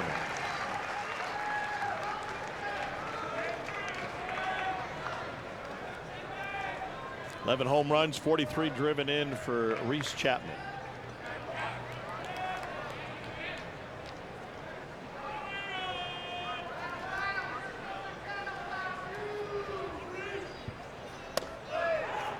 You know, some of the things that have ailed Tennessee over this conference losing streak is we talked about not getting 2-out hits. We talked about the run game. We talked about some of the defensive play. But I think about the rally they put together last time this part of the order was up. Reese Chapman coming in today had 6 conference walks. And, you know, it seems like a little thing, but the way he battled that at-bat, got it to full count, won that at-bat, got on first base. I mean, those are the kinds of things for this Tennessee team to reach their potential. They've got to start to see the production out of a kid as talented as Chapman. And even something as small as a walk can get you going. You know, they talk about it in hoops all the time. Sometimes you just got to get to the foul line, see the ball go in the hoop. Yeah. And for a guy like Chapman that's been struggling, for him to be able to dig in, grind out at a bat against a tough left-handed pitcher and earn a walk. And a guy that doesn't walk much. That's right.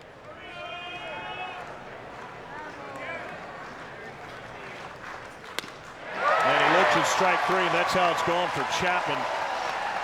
1 for his last 18 with 12 Ks in conference play. Nahiba Aloy will lead off this 5th inning for Arkansas with the Volunteers up by 2.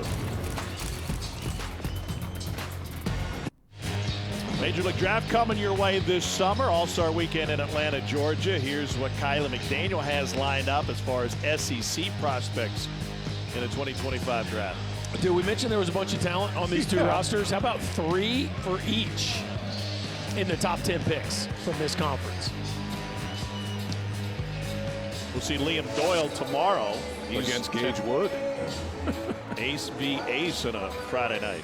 So, I mean, again, you're talking about the 4 starters for the first 2 games of this series are both in Kyler McDaniel's top 10 for the prospects for the league. Evo Loy looks at a first pitch strike. It misses after Tennessee lost their entire rotation. And 5 dudes that hit 20 homers. Yeah. With the cutter? Yeah, and it's not much. It's like a barrel misser. It's not necessarily a swing and miss pitch, but just that little bit of movement away from the right-handed hitter. You get a lot of takes like you did right there.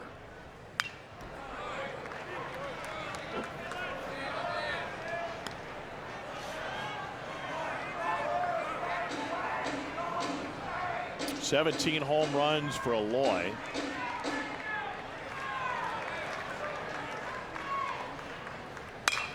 And he sends a ground ball up the middle. Good range. Keelan.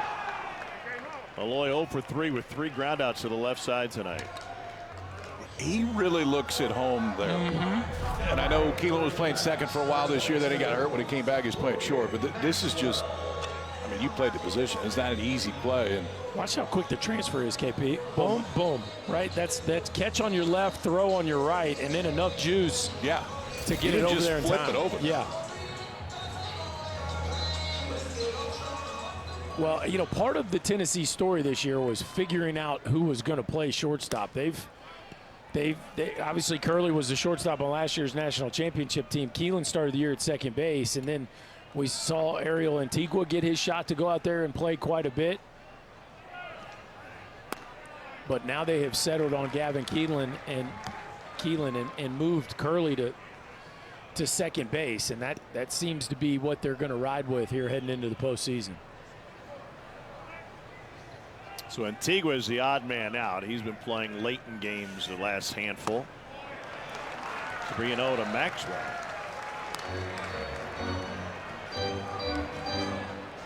Pretty good fielder to have on your bench, huh? Yeah, I mean, you know, there's no doubt that Ariel Antigua is a extremely gifted with the glove. I just think, you know, he got a pretty long runway with the bat, and it just didn't quite click. And so once Keelan got back healthy, for a while he was DHing, but once he got back on the field, Antigua just became the odd man out. Maxwell has reached base twice tonight with a single and a walk. 4-2 Tennessee, and he squares the bunt against his ship, and Phillips has no play.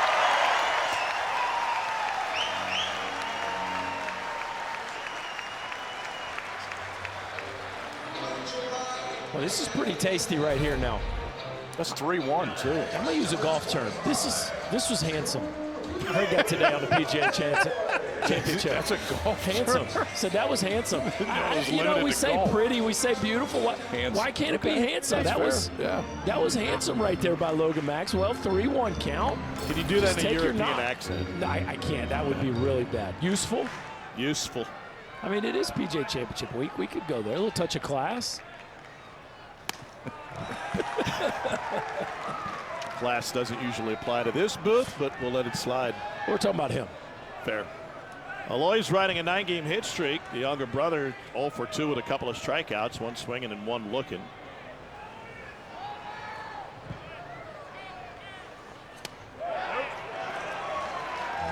Not high enough for Eddie Newsom. And you wonder now, 3-0 to Maxwell, now 2-0 here to Aloy. Now, Phillips did throw on Sunday here on short rest. Through Saturday.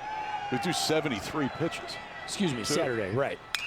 And this is essentially like pitching on big league rest. But I would bet it is short rest. That's something that he's never done. And now at 85 pitches, you wonder how much is left in that tank. He's done a fantastic job to get him to this point. Can he get him through 5? Well, add 20 pickoff attempts at least to the 85 pitches.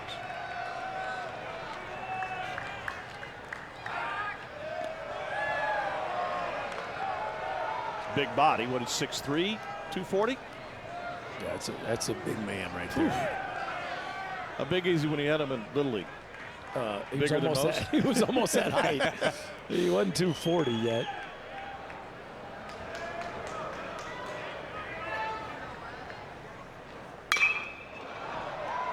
Foul territory, right side. Chapman is going to give it a try, but that's in row 7. Now, Lloyd just missed that one, but this is something Cajillo and Vahiva can do. Both of these Aloy brothers, they will use the backside of the field and run it out of here with ease.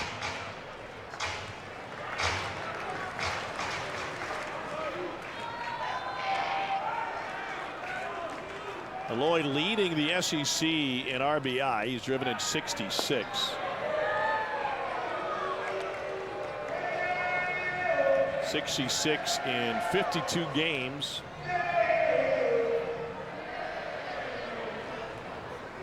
But only 26 in 26 conference games. Breaking ball fair inside the chalk and into the corner. Bargo can't dig it out. It gets by him. Around third is Maxwell, and Arkansas has made it a 1-run game on a base hit, and it's got to be an error on Dalton Bargo deep in the corner if it hit him. Yeah, I don't think so. There's those poles because it's chain link at that part of the bullpen. Watch where this hits, because if it comes straight off, Maxwell isn't scoring. Bobby Wernes had the stop sign up, but when it kicks off that left field wall, it went dead sideways on Bargo. Yeah, Bargo's tracking this thing down as if he's going to get a sideways hop, and then it hugs the wall right past him. And maybe he crowded the baseball a little too much, didn't give it enough space. But Arkansas now with the tying run in scoring position as this crowd's starting to make some noise. Ruled an error, so it'll be a hit and an error, and Tony Vitello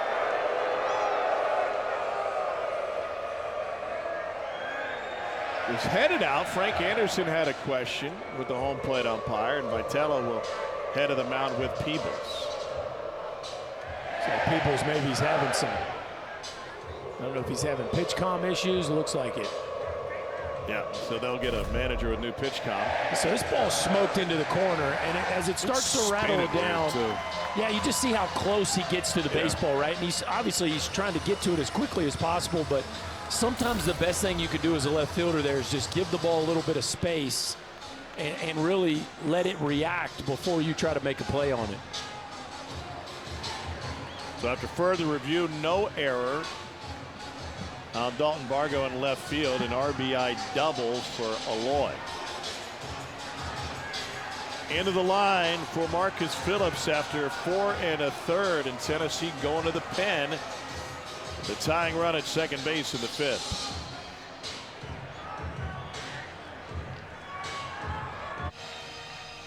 It's the final week of the regular season. We're going nuts. Coconuts.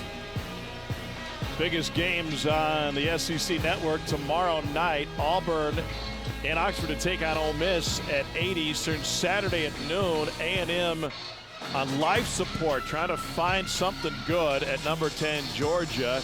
And we'll bring you the series finale of this one, Tennessee and Arkansas at 3 o'clock on Saturday. A lot on the line here for a bunch of different teams in the SEC here, even going down to that last day of the weekend. Still a lot to sort out. So many teams in the mix. 54th game of the year for Tennessee. Dylan Loy's now been in 26 of them.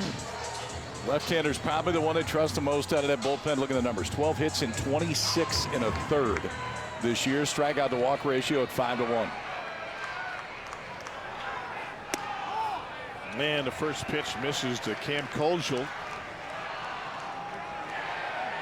1-0 to Kojal. He's 0 for 2, the ground out and a fly out. This is probably the only guy that Loy faces. You go left on left just to try to get Kojal. Last weekend he pitched in all 3 games. Right-handed hitting Ryder Helfrich on deck. Well, and even though he throws a heater there in a 1-0 count, a lot of times with Loy, especially left on left, the heater's just for show. Only throws the fastball about 36% of the time, left on left. Back to back. The slider's the pitch. 46% whiff on the slider. Also throws a curveball as well.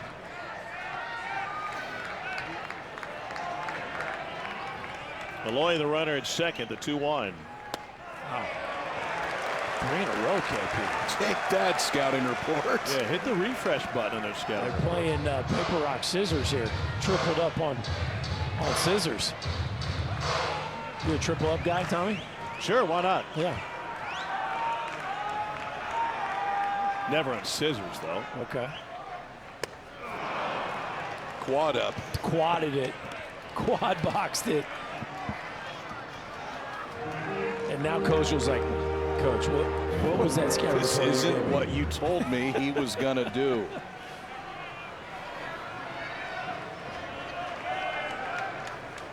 Here's the payoff to Kojal. Another fastball. And he strikes him out for the second out of the 5th. Well, I mean, it's 88 miles an hour, KP, but when a hitter's up there sitting on a breaking ball, that 88 will jump on you. That fastball right past Kojal.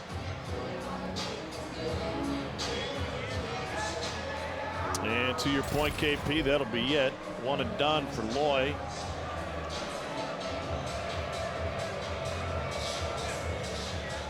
Able to execute and get the strikeout, and Tennessee will go back to the bullpen. So the Volunteers will turn it over to A.J. Russell with 2. Back in Fayetteville, where Arkansas has tightened this one up a bit. 4-2 coming into the home half. Kahio Aloy with a rocket down the third base line that scores Logan Maxwell, and the Hogs have pulled within 1 here as A.J. Russell enters the ball game with Tennessee clinging to a 1-run lead. We talked a little Russell earlier. He's a guy that was thought was going to be in the starting rotation all year and missed some time. Now back. They've put him in that bullpen. It is a real power arm. Didn't pitch at all in the month of March and made only 4 appearances in April. 6'6" right-hander out of Franklin, Tennessee, threw 3 2/3 of relief in Vanderbilt last weekend. That was their opening day ace last year on the 2024 team. Came out of the gate, struck a ton of dudes out against Texas Tech. A couple weeks later, he goes down with an arm injury and had surgery in the offseason. Took him about a year to get back, but now back throwing 95 miles an hour. What can he do that? Yeah, they're having some fun in the hog pen right now.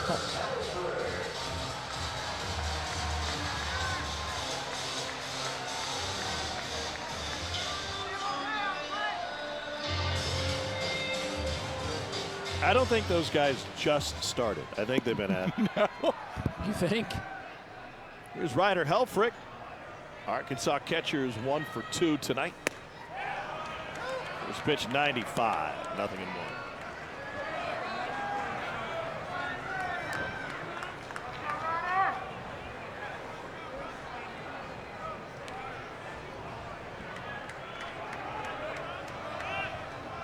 Helfrich had a great series against LSU last weekend. He went 6 for 10 with 4 doubles.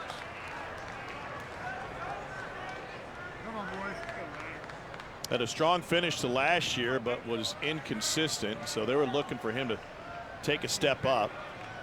And he has. Batting average coming to this AB, 317.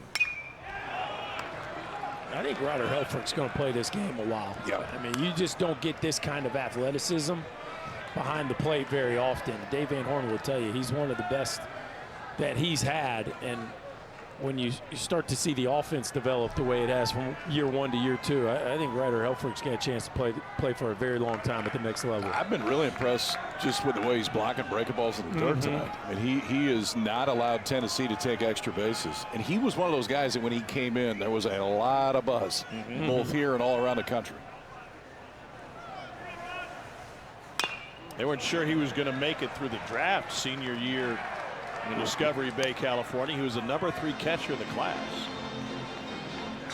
Well, I think you see why. I mean, this is a really toolsy catcher who runs very well for that position too.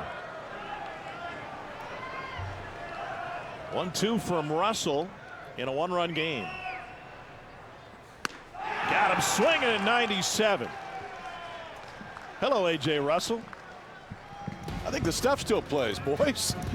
A.J. Russell maybe in the ideal spot right there if you're Tennessee. Can give you some depth and can give you this. That fastball that stays at the top of the zone, gets the balls off the field.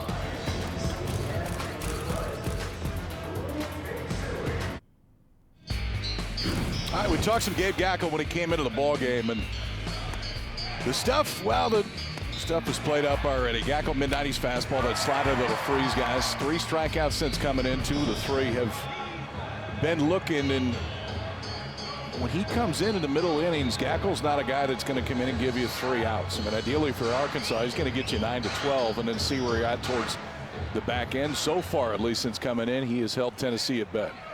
And now he's got the bottom third of the order. This is Cannon Peebles, who is 0 for 2 tonight, and a first pitch strike to Peebles.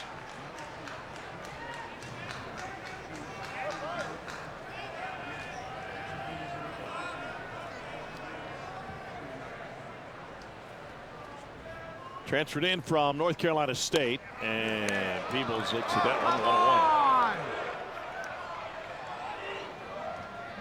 He came into the Vandy series last weekend red hot, had homered 6 times over the previous 4 weeks, leading the team in slugging. Then he went 1 for 9 against the Commodores and waves at the changeup.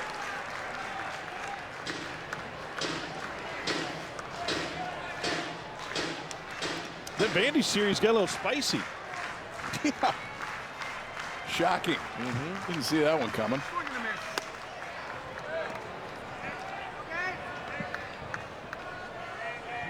We got a Vandy update. They were down late to Kentucky. I think they were down 2 in the 9th last I saw.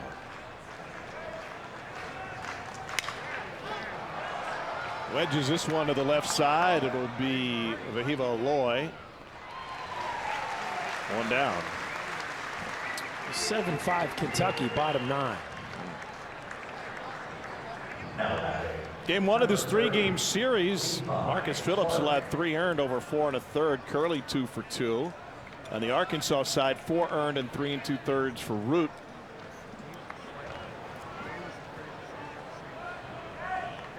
Three spot in the 4th for Tennessee is the difference in this game. And a first pitch strike to Levi Clark.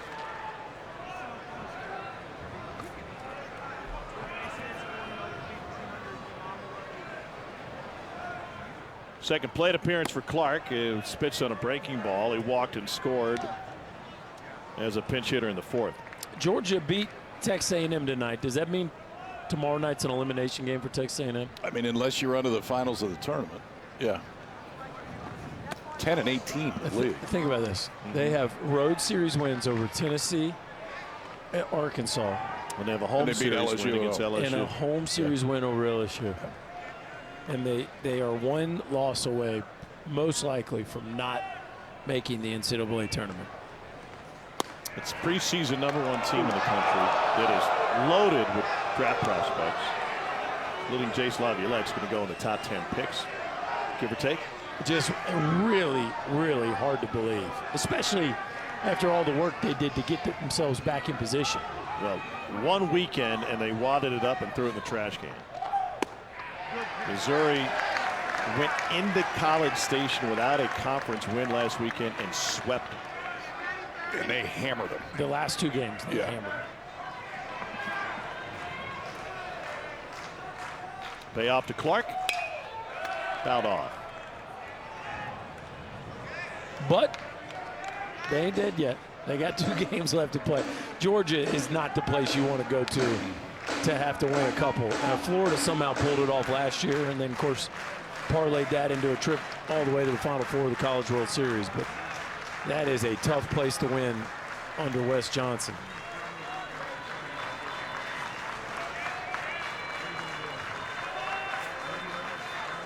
Payoff to Clark. And he sends one just over Colesville's head. And Levi Clark has reached base twice tonight coming off the bench. Speaking of Wes Johnson, how about at one point Dave Van Horn had Tony Vitello and Wes Johnson on his staff? That's a pretty good stat. the Dave Van Horn coaching tree. It's got some branches. He's got some pretty good ones now too. Yes, he does. Into center field. Thomas Jr. ranging into the gap. 2 down.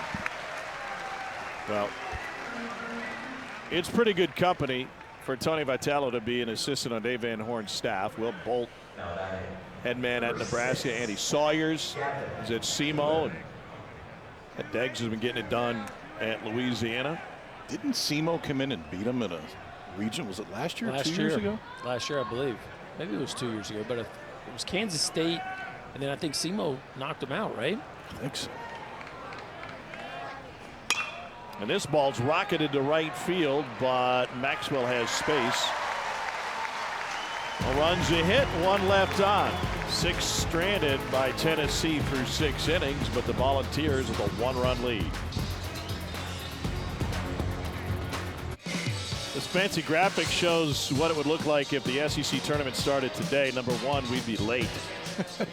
Bringing you all the coverage starting at 10:30 a.m. Eastern on Tuesday. And Missouri's locked into that 16 seed. A lot of other things still to be determined. Buys available for the top 8 teams, including double buys for the top 4 teams. I'm anxious and I guess curious to see how teams approach the SEC tournament. Could be seeing a conference record number of teams from the SEC make it into the NCAA tournament. A&M with that loss tonight has the SEC sitting at 13 if you were to update the projections. Yeah, I think 13 feels pretty safe. I mean, Kentucky, if they hold on to beat Vanderbilt, that's a big win that boosts them. That I would think gets them in pretty comfortably. Vandy scored 3 in the 9th to win the game. Oh my. So they didn't hold on. In for a strike to Brent Iredale. 2-1.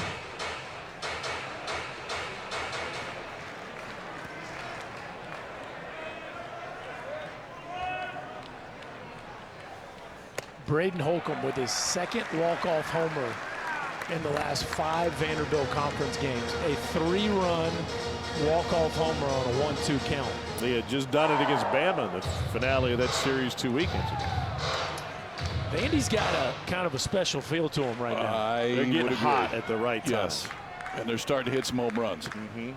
Well, and Holcomb and Barzy, you know, for most of the year, it's been the freshman Johnston that's really been their lone power source. But now you got Barzy and Holcomb coming. And I tell you what, Riley Nelson is one of the more underrated hitters in this conference. That dude can really hit. 3rd in that lineup, too. Just how good will they be if R.J. Austin really gets it going? Well, There were signs last weekend. He had some very good at-bats. Payoff to Iredale. And he takes ball 4. Okay, never mind. Promo's coming. Yep, we got second round coverage of the 107th PGA Championship from Quail Hollow in Charlotte tomorrow afternoon, noon Eastern, 9 a.m. Pacific on ESPN. Our early round coverage begins at 7 a.m. Eastern on ESPN Plus with ESPN Bet telecast coming your way noon on ESPN2. So you asked the question in the break, which obviously America can't hear, Tom. And the longest winning streak in the country is right now. Southern Miss. Incorrect. It's not Northeastern, I guess, because I just asked you. It is Northeastern. Okay, well, that's why I asked. said, yeah, you said how many? I said, let me go find it. 22 in a row for Mike Glavin's club. Southern Miss knocked off Troy tonight. The Golden Eagles have won 13 straight. They've got a top 25 RPI. Could I interest you in Hattiesburg for a regional? Oh, the Fun Belt. Never have to worry about rain delays down there.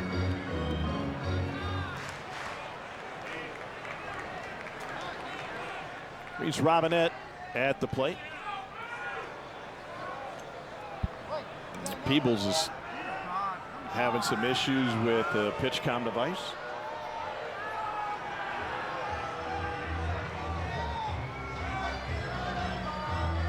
They'll test it out. Now we're good.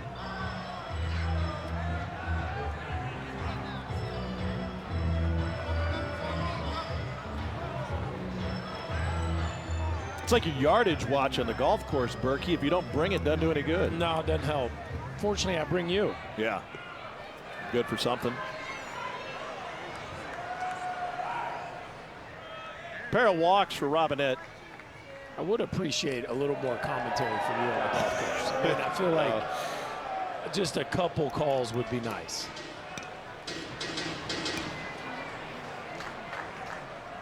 I don't have the pulse to do that.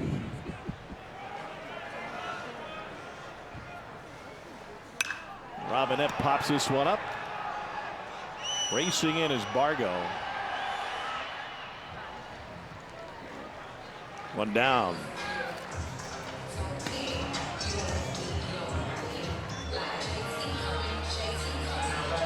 And here's Justin Thomas Jr.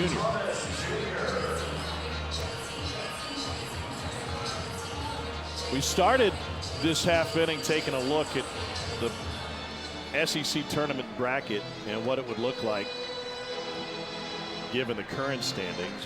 What do you think is on the line next week in Hoover for teams? Well, I mean, A&M, like KP said, will be in desperation mode to try to punch its ticket to the postseason. There are teams playing for the ability to host or be a grade 8. I heard someone use that term earlier today, which I really like. What else is at play? The format will be drastically different. I mean, I think you could have one playing to potentially get in or stay in that top 8. You could have runner on the move, slider missed low. Peebles' throw comes in on a hop. You could have a couple potentially playing for a host. Listen, man, Florida wins a series this weekend, wins a couple, and they go win a couple games in Hoover. Florida may host. Florida started 1-11 in the league. Thought maybe we'd see a little bit of this earlier, but now A.J. Russell in the ball game. That's Arkansas's first stolen base of the day. Well, obviously we got to see what happens the rest of this weekend before we really know what all's on the line next week. But when you think about how many teams are still in the mix to host and how many you could make a case for to be in the top 8, I won't say grade 8 ever, but I think there's going to be quite a bit on the line next week, not to mention a trophy, Tom. I am not going to call a single one of your shots tomorrow after that.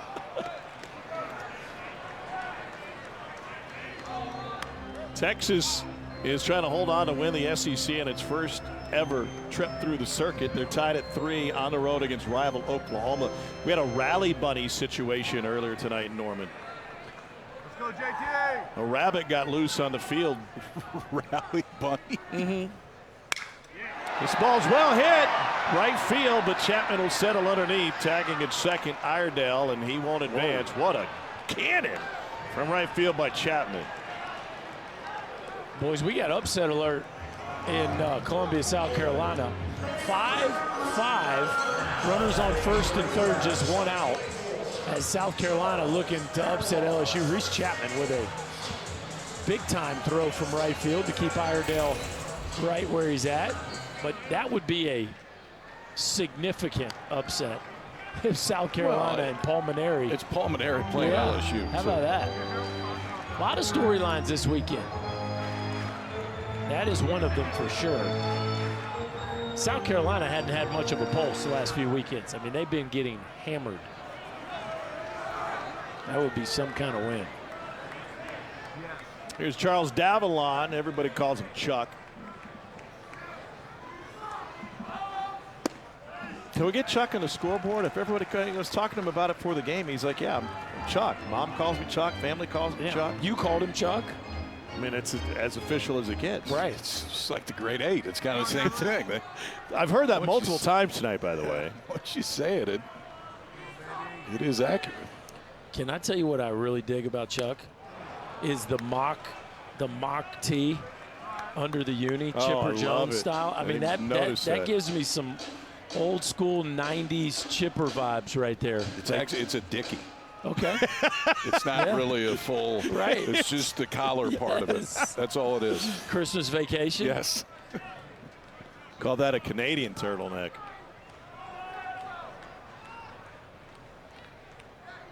He played his high school ball in Florida. They found him via Twitter. He put his highlights online, and folks at TNXL Academy down in Ocoee, Florida, gave him a flyer, so he and the family jumped in the car, drove 27 hours to Florida to get there. That resulted in a chance to play at Florida Gulf Coast and now Arkansas. And now he's putting up the kind of numbers that are going to see his name called in the draft this summer. It's certainly not the biggest frame, but there's a lot of precedent for smaller hitters getting drafted very highly lately. Definitely an in vogue thing. And when you have this kind of strike zone awareness and the ability to barrel the baseball up, it doesn't matter how big you are. 5'9", 190. This dude just doesn't hardly swing at balls. He said he's basically self-taught. He watches so much baseball online. He said all of my social media feeds are just full of baseball. He said I feel like there's always something I can learn. Of course, being from Canada, Blue Jays fan, and he's caught looking at 96. Davalon didn't see it as a strike. Odds are it may not have been a strike.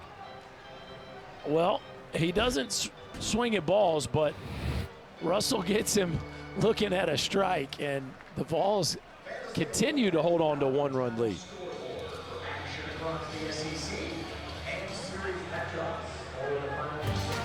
A simply perfect night for baseball in Fayetteville, Arkansas, where Tennessee holds a lead on the road 4-3 as we go to the top of the 7th inning. Game 1 of 3 to close out the regular season. Then it's on to Hoover. Andrew Fisher leads off the 7th inning for Tennessee. He is 1 for 3. Did I see it correctly? Clemson got a no-hitter tonight? I didn't see that. Did they? Combined no-no.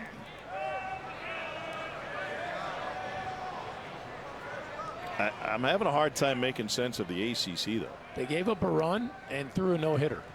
There you go. 6-1. Well, Joe Healy had a great quote on this week's Highway to Hoover podcast. He said, everything means nothing. Fair. Just listen to the last 2.5 hours. And the more you see the scores, I mean, how could you have possibly predicted Missouri sweeping Texas A&M last weekend? And how could you possibly have predicted South Carolina just walked off LSU? Maneri magic. The #1 team in the country. And well, Auburn, last year ended. How long was the skid of number one seed not winning it? this century.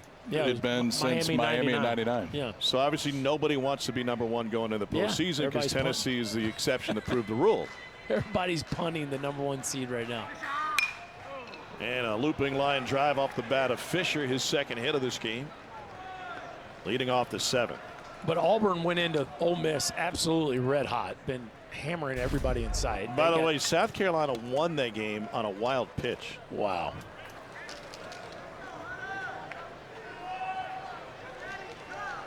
I feel like tonight would have been a good night for squeeze play.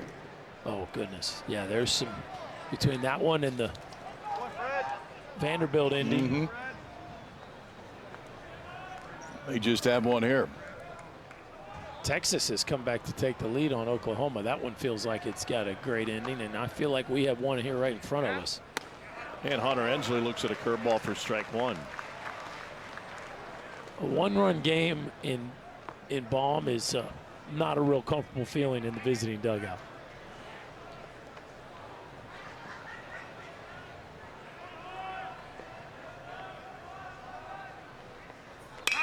And a roller to second. Aloy shovels it to Kojo on to first high.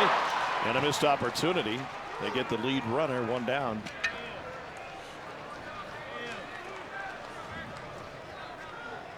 Feed was good. Koza just sailed it a little bit. And we talked about Robinette over at first base. You think sometimes that height may give you a chance. It probably had to jump. Probably. Yeah. But the minute he goes airborne right there, easily enough time to beat it out. Oh, by the way, top five showdowns tonight in Tallahassee. North Carolina, number 4 in the country, knocked off the Noles 8-3. Jamie Arnold got roughed up in that one. Runner goes and a curveball to throw to second. Not in time, and Ensley is 6 for 7 on the bases this year. Fake bunt steals still work. How about it? Keep that bat out there just long enough. Helfrich has to wait back, pull that bat back just at the last minute. Bargo with an opposite field home run in the second inning. Gave Tennessee a short-lived 1-0 lead. Arkansas got it back in the bottom half of the inning, but this was when the sun was still shining. Yeah, stayed on a cutter and got that one up into the breeze, blowing out to left field, a no-doubter. This game has been kind of back and forth ever since.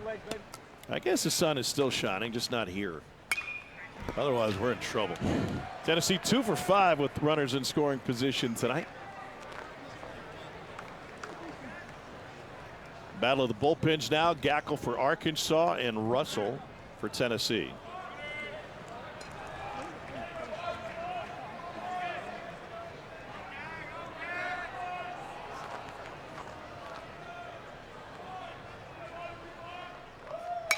And this ball is launched deep right field.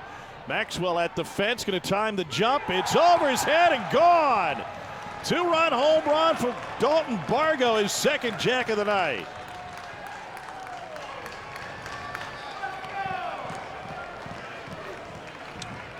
Boy, and now the missed double play adds a little extra significance, right? A run that Arkansas could have avoided, and Bargo makes them pay. Is 2-homer evening for the Volunteer left fielder. This one looked like a hanging breaking ball, that just sits there, and Bargo, who's got that low to high bat path. We talked about it with Fisher. Bargo's very similar. Maxwell did all he can. That one about 5 feet too far. The Vols now stretch the lead to 3. Let me ask you, KP, a specific question relative to that. Here's Dean Curley, looks at a breaking ball. Immediately before that pitch, Gackle shook off his catcher. He wanted to go to the pitch. It ends up getting hit out. Does that make it, from a pitcher's perspective, any more or less painful? I mean, probably a little bit more painful because you may have to answer for it when you get in there. Yeah. As to what you were shaking off. The part, we've talked about this a few times tonight. Gackle's got a really good changeup. And against left-handers, I just struggle with, and his breaking ball is good, don't get me wrong. It's so much easier for a left-hander to hit that pitch because it's working back into their swing. I guess I would have preferred seeing a changeup and something going away from the barrel if you're going to go off speed. Curley is 2 for 2 tonight with a walk, and he sends this one foul.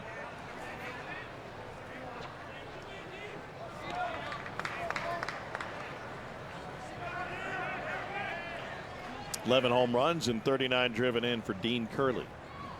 Well, a Texas win tonight and an Arkansas loss means if it holds, Texas would win the league.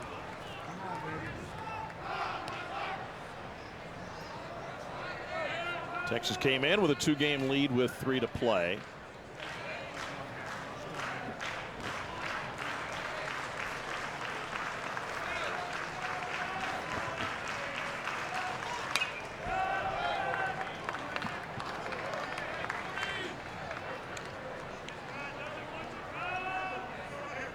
Arkansas started the month by sweeping Texas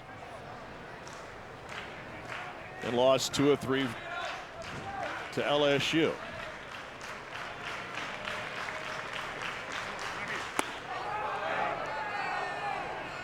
Gackle lost his balance a little bit, 2-2. You joined us late, Dave Van Horn. We're talking pregame, talking about the gauntlet. He said 28, 29, 30, ticking off the conference games remaining. And this ball is launched deep left field, and Tennessee has gone back to back. Bargo and Curley.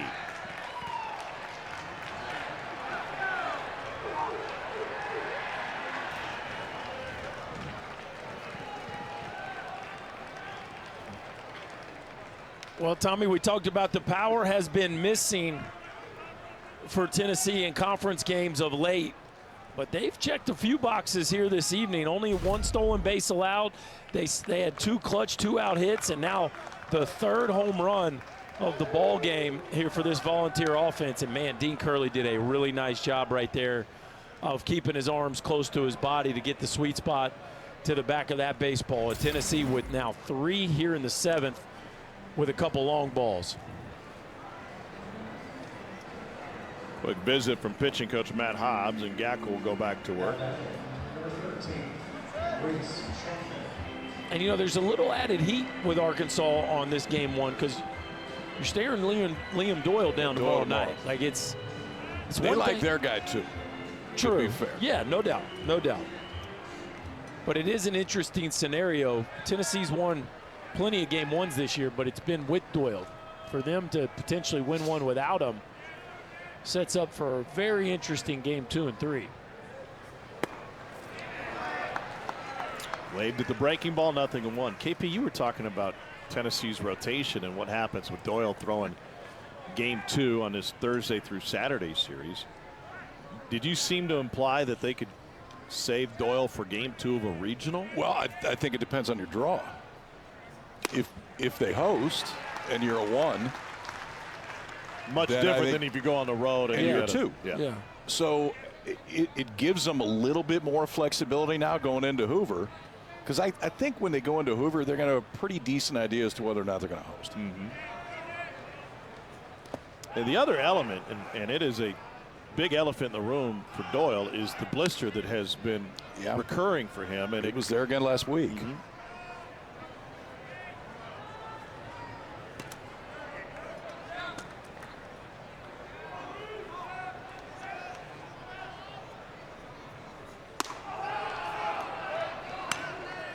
Two balls and 2 strikes to Reese Chapman. 0 for 2 with a walk.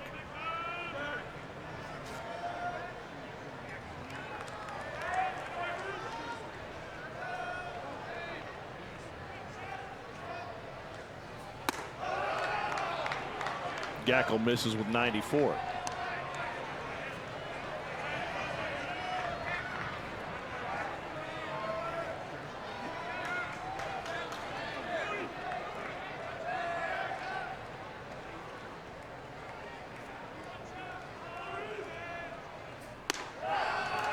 Spin it off a little bit, KP. That's 2 in a row where that ball is really taking off to the arm side. You get to this point too. I mean, he's over 50 pitches. Sometimes you're trying to create velocity with a little bit more, and I would be shocked if they go get him right now. Indeed. Dave Van Horn has already signaled to the bullpen. It's a 54-pitch outing for Gabe Gackel. It's another crooked inning for Tennessee thanks to back-to-back home runs, already at 3-run seventh and a 4-run lead.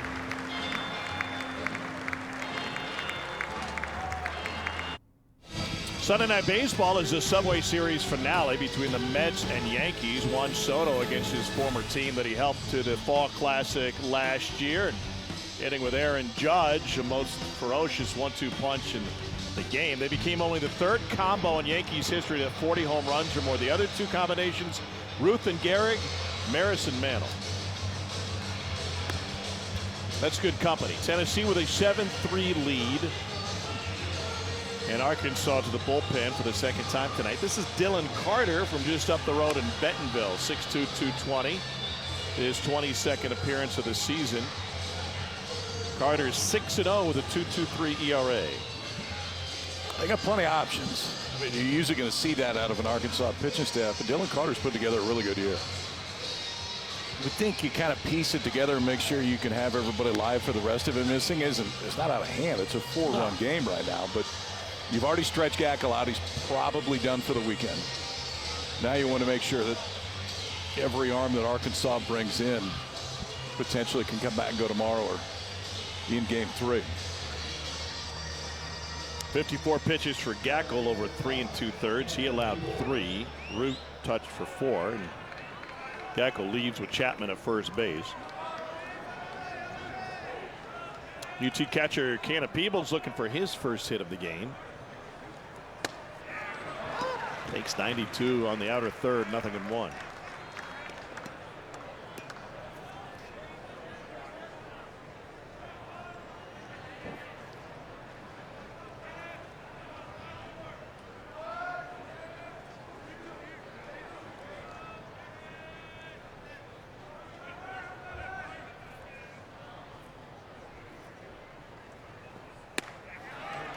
Carter using every second of the pitch clock. 0-2.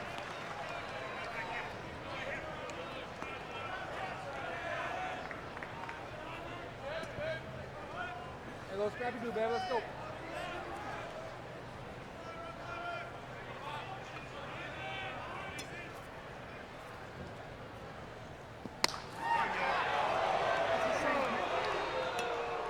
Just a hair off. 1 ball, 2 strikes. You know, I think about all the different movement that we have every weekend. You know, you get these data points and new series victories, and specifically within the SEC. Yeah, within the Southeastern Conference. We've seen in the ACC. I mean, Clemson went from the #1 team in the conference to getting swept at NC State. Next thing you know, they're right in the middle of the league, and they went.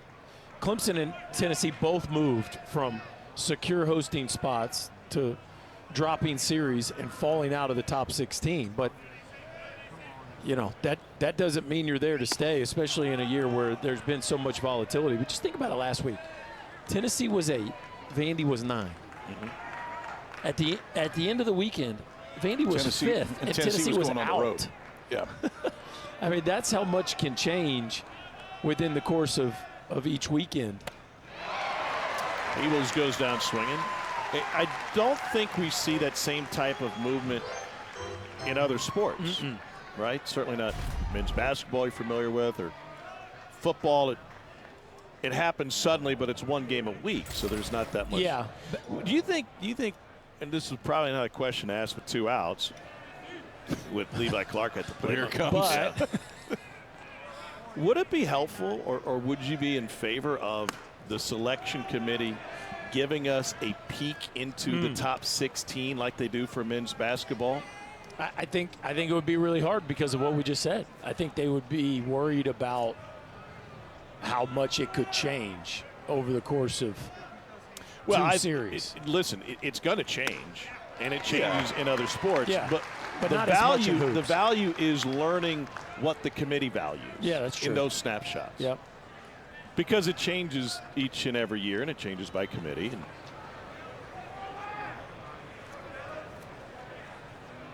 you know, we had plenty of time to talk about that, but you guys don't want to. So, well, I think it'd be great. I think more transparencies, and all the while knowing that, hey, this is not rock solid The 16 that we tell you 2 weeks out are not going to be the 16 we tell you in 2 weeks. Yeah. If so, it's the exception to the rule. But transparency in that process, I mean, I think the more you can have it, the better it is. I'll take it a step further. I think it would be great for the committee to be held accountable to get some work done. Right? To get have it out there. Not just get it out there from a transparency perspective. I'm saying we know you've done it. Yeah.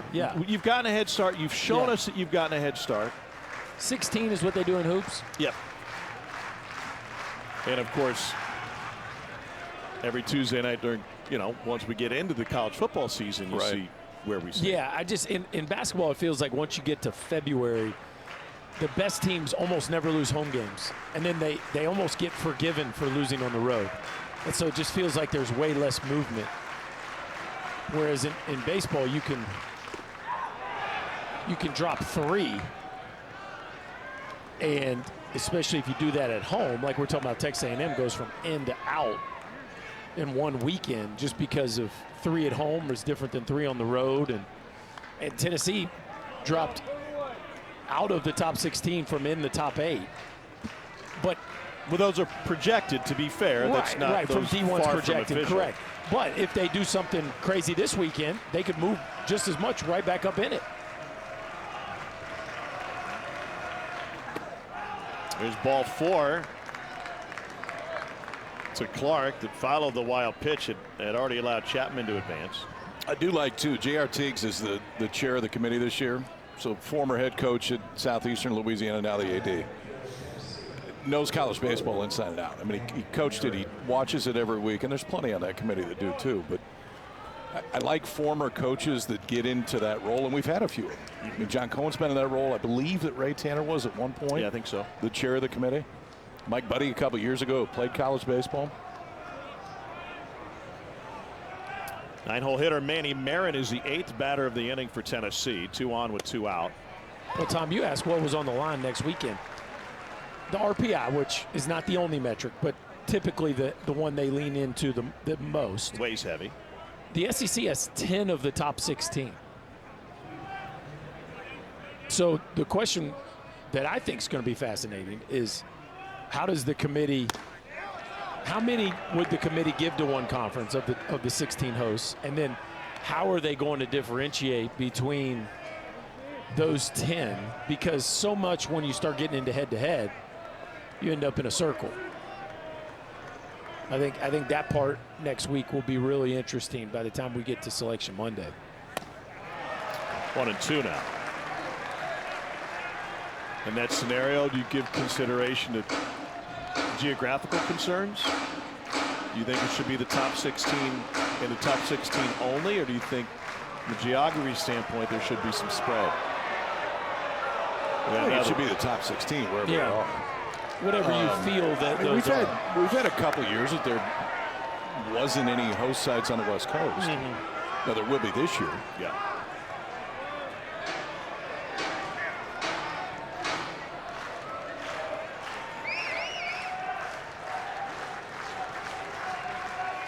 Marin got some more sticky. See what happens in the 1-2. Upstairs, 2-2. Well, like for instance, the top 3 in the RPI, right? D1 couldn't name them, any of those 3, the number 1 national seed. They went down to 4 in the RPI because Texas still has the best conference record. But Georgia swept Auburn. Auburn beat Vandy, and Vandy swept Georgia. So, like, how do you?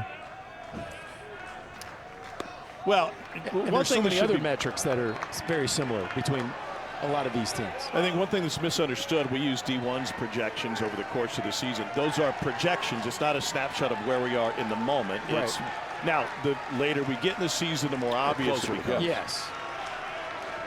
We're pretty late. Runners on the move, and it's popped up to the right side. Robinette and foul territory.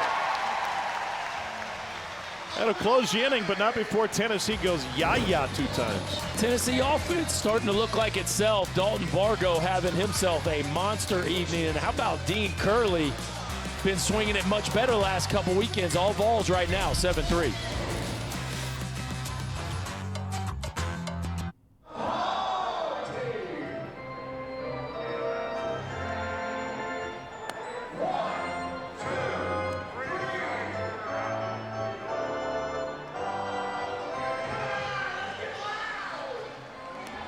John Williams with the lay. A PA announcer here for baseball and men's basketball in Arkansas. What a fantastic night. Tennessee with a 7-3 lead as we go to the home half of the 7th. It'll be Fayetteville Aloy, Logan Maxwell, and Kuyo Aloy to the plate in the 7th for the Hogs. You got a comp for me at the big league level for Fayetteville? Foul territory, Fisher. One down.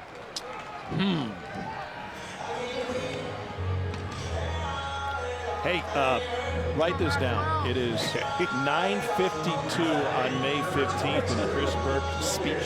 Yeah, you just, gosh, you got him befuddled right now. But I feel like I do, and I can't find the name. So it qualifies as speech. That's right.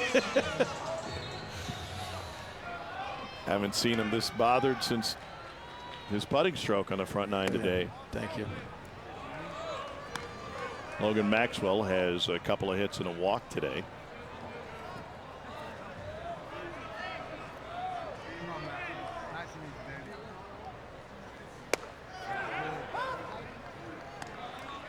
One ball, one strike.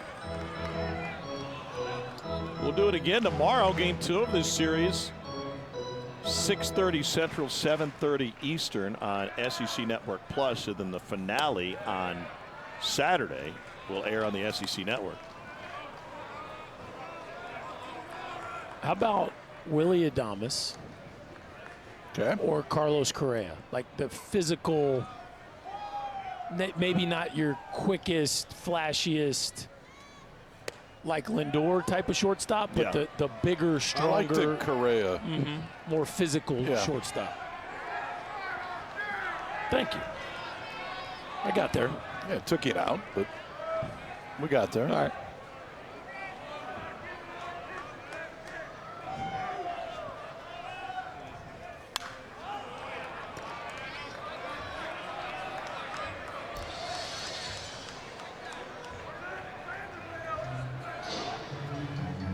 Light day in the big leagues. I was watching the Twins at Orioles today, and Correa and Byron Buxton got injured on a pop-up early part of that game. Collided in the outfield. You do not want to run into Byron Buxton.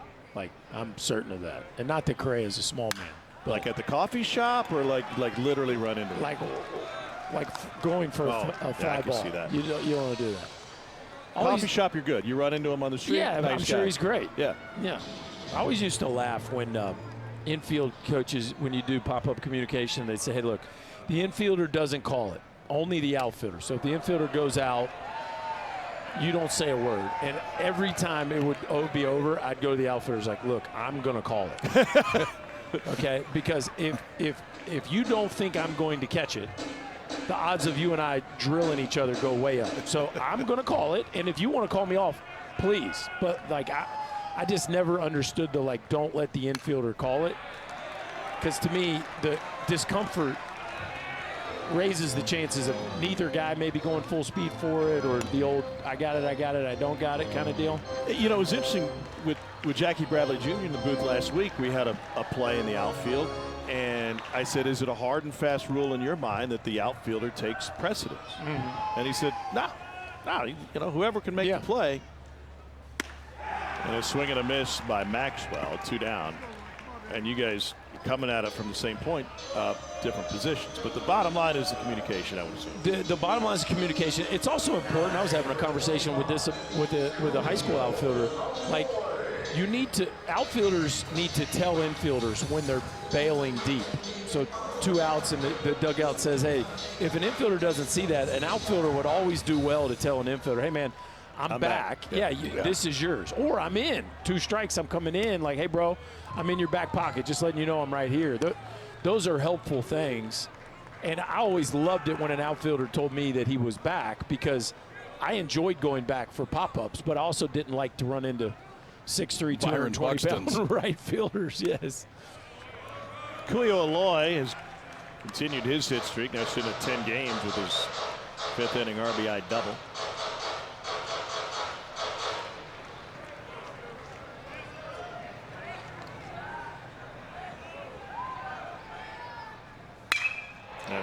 Give him 2 hits on the night. That was a rocket. He doesn't get cheated. He never gets cheated. And the jump that he's had to go through this year from BYU to this spot, and Berkey, you said it, like, I mean, when Vahiva went into the portal, everybody knew who he was. Yeah. He was portal famous. Little brother wasn't necessarily as portal famous, and when he got here, they figured out every single day he fits in the middle of this lineup, and he has for the better part of the year.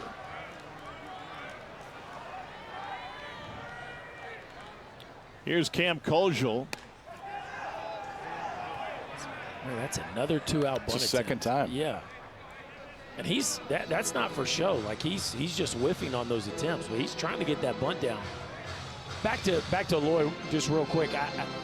I am so impressed. I mean, that guy's hitting almost 360 with that kind of damage his first year in this league. In a year where, I mean, Dave Van Horn said it before the game. Like he can't remember a year where the arm talent has been better than it is this year. Look at today. There's been 5 guys throw 95.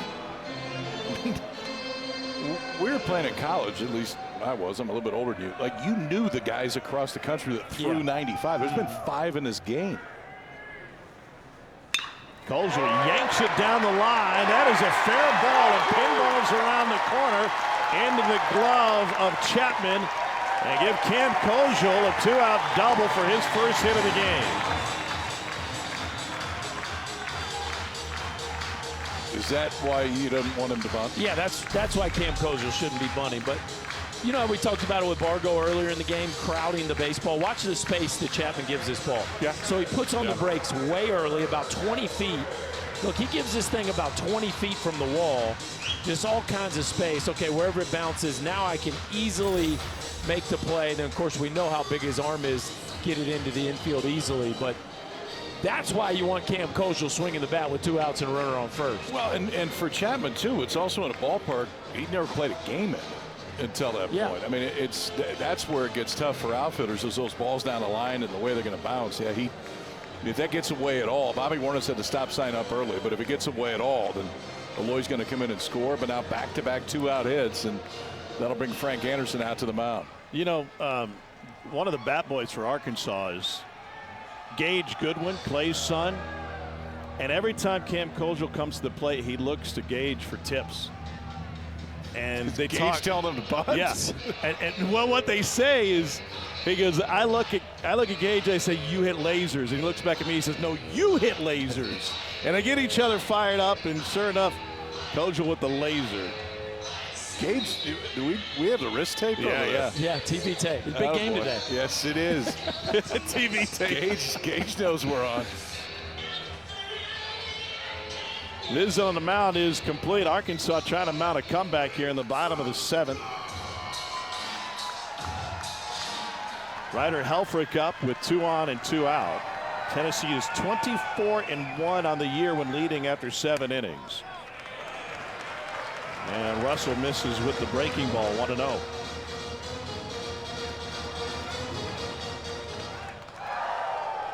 Hogs just 1 for 8 with runners in scoring position tonight.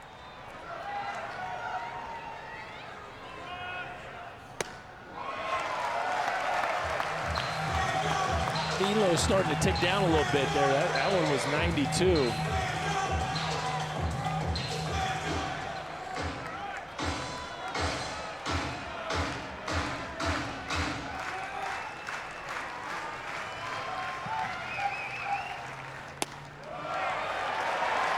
Just low, 3-0.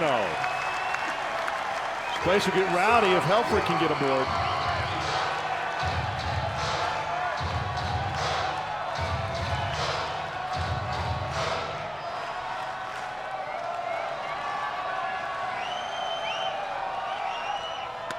And that's a 4-pitch walk to load the bases and bring out the beer hats.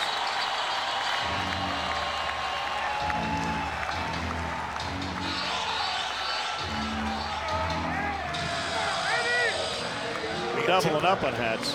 Tanner Franklin up and throwing to that Tennessee bullpen. He should be ready if that's where Tony Vitello wants to go right now. What do you think, KP? You give him one more? I wouldn't in this situation. I think the last 3 at-bats have looked a little bit different. Peebles will buy some time. Here's Tony Vitello.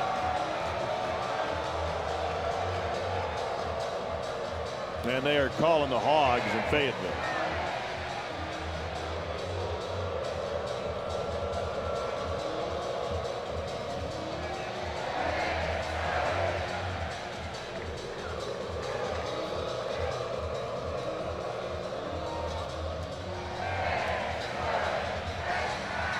So to the bullpen, and Russell's done after 2 innings. Allowed 2 hits, and Iredale with an opportunity. He's 5 for 8 with the bases loaded this season. What do we make of Russell's performance tonight? It's fine. I mean, he kept him right there at this point. Now, the answer to that question could be a little bit different based on what happens right here. Yeah. Because you get a ball in the gap, you get a 7-6 game. Now this place is just ready to get going again. That would do it. Well, we talked about some of the things that Tennessee struggled with is why they've lost the last few series. Part of it's been the bullpen and the inability to really cash in some of these spots where they've maybe had a lead or the game's been closer, tied late. And so now Tanner Franklin gets his shot. We've seen him hit the ball at the ballpark. We've seen him come up with some 2-out hits. Can the bullpen hold a lead here with 2 outs in the bottom of the 7th in a rowdy environment? Doesn't get much bigger than this. She doesn't have a beer hat, so she'll just put her drink on top of her head. I mean, that's adjusting to the circumstances right there. She looked like she had beer goggles, yellow goggles. I haven't. Stay away from that. Sure. Well, Tanner Franklin just crow hopping, the 6'5" junior from Jeff City, Tennessee, had his first warm-up pitch, sailed to the backstop at 102. That's an ball right there. You crow hop and know that the gun's on the scoreboard. Franklin, obviously, the fastball plays. So does his stuff. 44 strikeouts and 31 2/3. It's an interesting mix. He's given up more than a hit an inning, but the strikeout numbers are significant, and he really doesn't walk anybody. Just 6 walks in those 31 2/3. No room for error right now. He comes in at a bases loaded 2-out situation. What's the fastball velo? I mean, it'll be 96 to 99. He could bump 100. Is that, I'm simplifying, but is that too straight then? Is the fastball too straight? With the hit numbers being what they are? Oh, as far as what the difference is for those, yeah, I think that's probably fair. Guys coming and getting dialed in for the fastball. I mean, he'll lean on it pretty good. Well, one of the bugaboos for Franklin too that's been interesting. Last year at Kennesaw State, 27 walks in 27 innings. KP, he's not walking anybody. He's only walked 6, but with that, he's given up some hits with 2 strikes. It's almost, in some regards, maybe throwing too many strikes. So it'll be interesting to see if he can put Iredale away, who's been fantastic with the bases loaded. 5 for 8 with 1 grand slam on the year. So this is what it's all about right here. Bases loaded, 4-run ball game.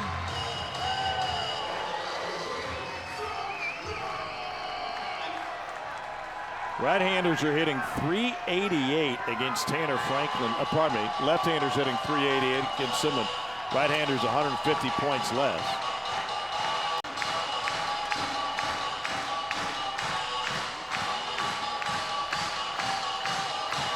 What'd they do with the money for the dance lessons?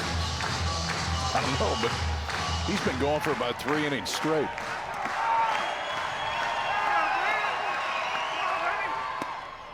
And first pitch at 91 in for a strike to Brent Iredale. Life ain't bad when you're throwing cutters at 91.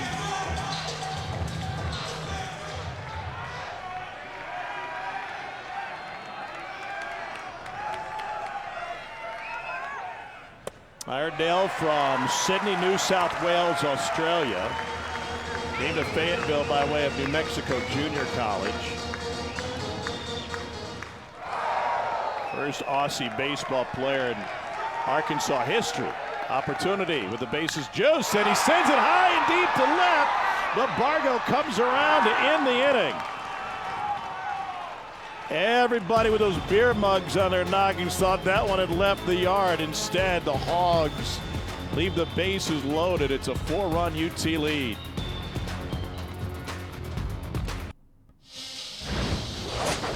Here's a game recap, and we've had an exciting one today. It started with an opposite field home run from Dalton Bargo. Arkansas got a couple runs back in the second inning.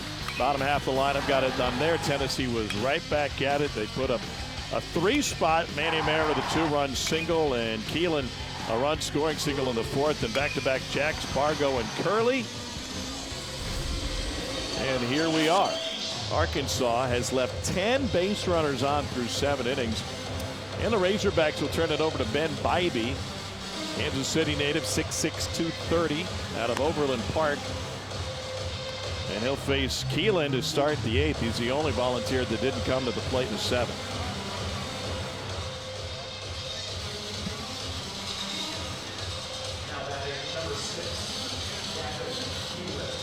Elsewhere in the league, Max Blue returned for Texas and went yard in the game against Oklahoma tonight. That's a big boost for the Horns. Big 12 player of the year last year. They thought they'd get him back. They just weren't sure if it'd be this week or next week. Here's Gavin Keelan. He's 1 for 4. And in Columbia, Missouri tonight, Hunter Hines went yard. He's now tied for the most career home runs in Mississippi State history. Last I checked, you got a score on that state? 18-7. I think they scored a touchdown since you last refreshed your. 25-7? That's what I got. Oh, wow. To be fair, a touchdown and an extra point. And it was after the Hines home run made it 25-7 yeah, state. 25-7. It's a 10 spot in the 9th. 10 in the 9th. We got pitch comm issues. Ryder Helfrich trying to punch the numbers in. So he punches the pitches in on above his shin guard. And the voice gets heard by his pitcher. How about Honor Elliott going 7 shutout tonight against the Auburn Tigers? There's some left-handers in this league now. Yeah.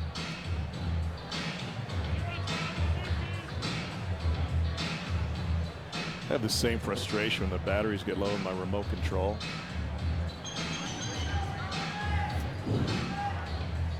It looks like Texas is gonna win that one, up 7-4 in the 9th. That's against Oklahoma. They meet as SEC rivals for the first time. Back to action. A 1-0 is pushed foul. Dylan Vlantis going for his 11th save. In the league. Yeah. He wouldn't get to save. He was in there when he's gonna OU get the tied it win. up. That's right, yeah. Another one fouled off.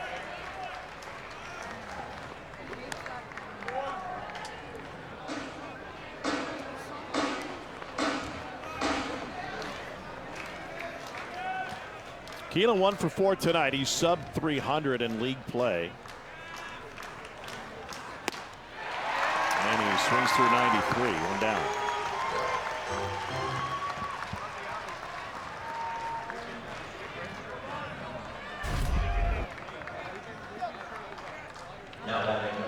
Fastball right around the belt. Keelan's barrel just a little tardy to that one.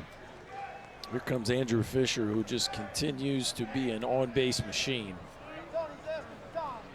He's reached every game this season.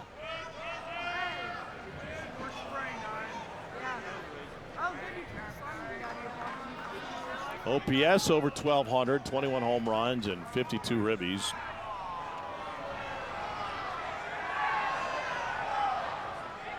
Arkansas fans are not too fond of Tennessee's offensive timeout.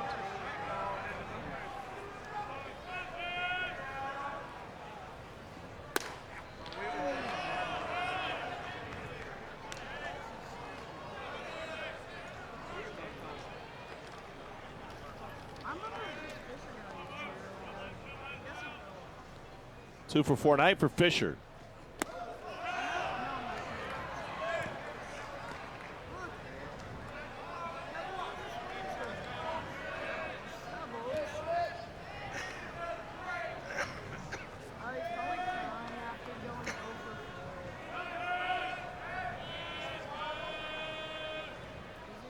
7 runs on 11 hits for Tennessee, 3 runs on 9 hits for Arkansas. Upstairs to Fisher now. But it's been a battle of the bullpens ultimately. I mean, no starter made it out of the 4th. In regard to Fisher and Doyle, 5th, I'm sorry. Yeah. Anybody else land bigger fish in the portal than what Tennessee got? In terms of impact? Einson's been pretty good for LSU. You combine 2 guys. I mean, you're talking about Ole Miss. Can you imagine? Yeah, no kidding. If Ole Miss still had Fisher hitting right in the middle of the lineup and Doyle throwing behind Elliott, or vice versa? Yeah, no, I don't know that anybody has 2 that you could argue have made that big impact. We're talking about the guy that leads the league in Ks and homers. That's pretty solid. Here's Hunter Ensley.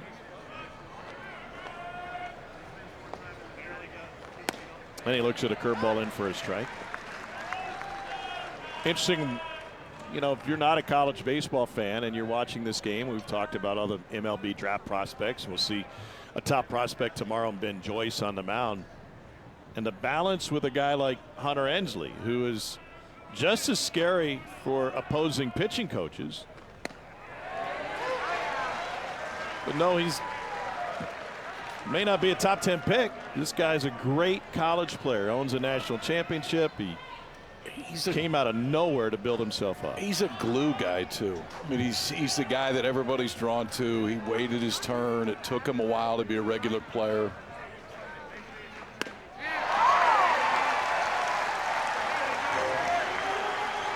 Goes down swinging. He's from Huntington, Tennessee. Berkey, you ever been there? I have, Tom, as you know.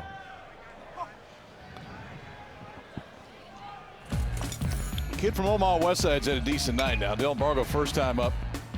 Solo shot the other way. This was the last time. 2-run shot to right on the breaking ball that hung in there. Home runs number 13 and 14 on the year for Bargo tonight.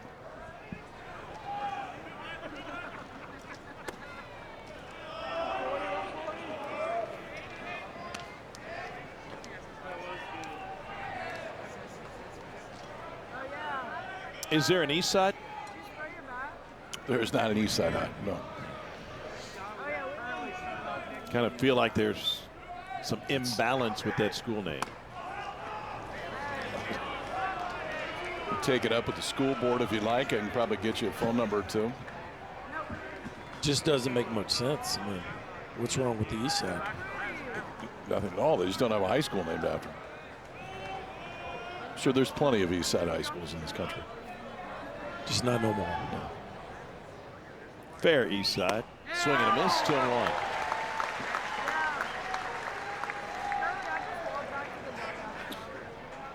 To be fair, if you had an east side high school in Omaha, it'd probably be in the river. Be on the banks.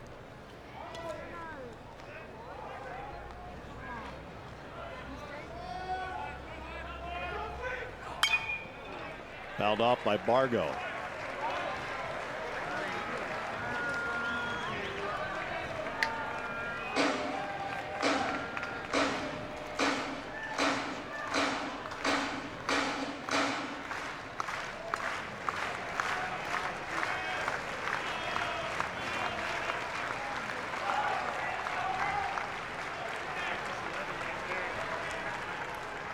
Two.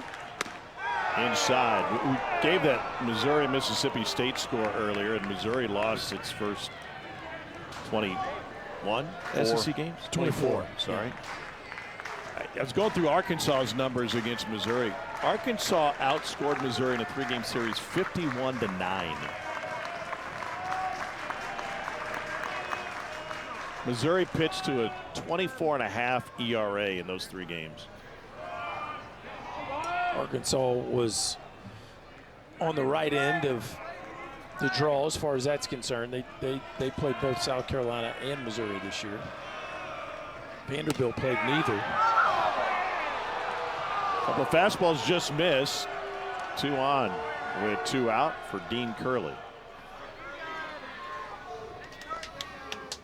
That's what he did last time. We showed the Bargo home runs. He's got 2 of them. The third home run of the night for Tennessee was Dean Curley's last time up. This is 95 inside.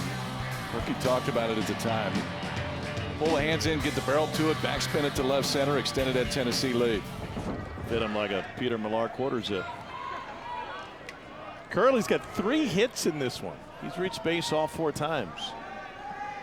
Yeah, it's, you know, he was solid last weekend against Vanderbilt, too. It was a rough stretch there for him for a while. And you have to wonder if sometimes maybe the defense was affecting the offense. But it does feel like since they've just kind of put him at second base and he's found a home there, the bat is starting to pick back up again.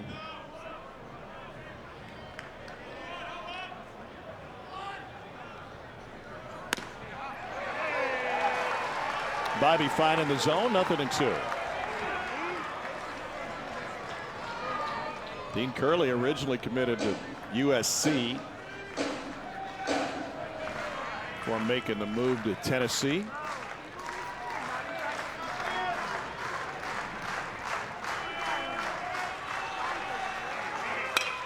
And he sends a shot to Eloy, handles a humpback line drive. Tennessee strands a pair in the 8th. Bottom of the order due up for Arkansas, starting with Robinette.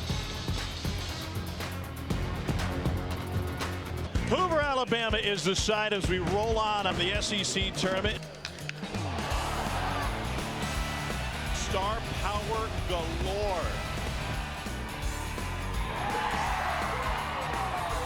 It is gone and it is over.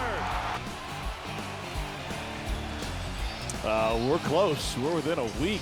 It'll be in Hoover. Single elimination all the way through. Starting 10:30 a.m. Eastern time on Tuesday. How about the bullpens tonight? Bullpen sensational. And to Berkey's point earlier too, I mean, I would say the biggest thing that stands out for Tennessee is the bullpen going to be strong enough to really make a run through the postseason. Tonight it has been, and we saw Nate Snead really good last weekend too against Vanderbilt. I mean, it is a power arm. Up to 99 against Vandy. Down in the zone at really good life. You know for the most part what you're going to get out of Loy.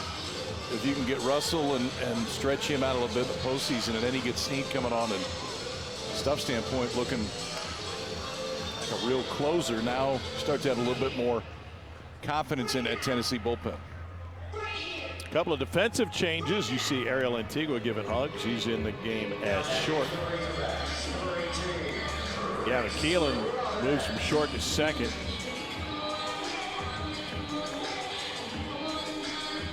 And they've got Dean Curley in left field on the.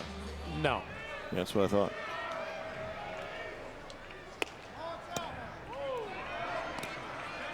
Bargo's still in left field. Any other changes? That's all I got. Yep. Yes, there are other changes. No, that's it. Okay. You're doing great, Tom. Thank you. Reese Robinette is from Kennett, Missouri, home to some great country music singers like David Nail. Huge college baseball fan. He's made multiple trips to Omaha for the College World Series. And Sheryl Crow from Kennett. There's also a guy who used to come into the bar that I worked at. His name was Billy, and he drank Budweiser long necks. And every time you sat it down in front of him, he would slowly but surely peel the label. Rounded up the middle by Robinette. We later found out that he was from Kennett. And as the story goes, he was the one that Sheryl Crow sang about, because Billy liked to peel the labels from his bottles of Bud. All we want to do is have some fun, Chris Burke. That was Sheryl Crow's big hit. Okay. And you've met Billy. I've met a Billy from Kennett, and he peels his labels. That was fantastic, Tom. That is 3 hours and 15 minutes into a game. That's what you're going to get.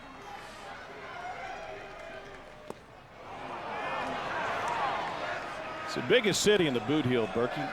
Put some respect on Kennett's name. Here's Justin Thomas Jr. 8 home runs and 30 driven in. Is that song in your head now?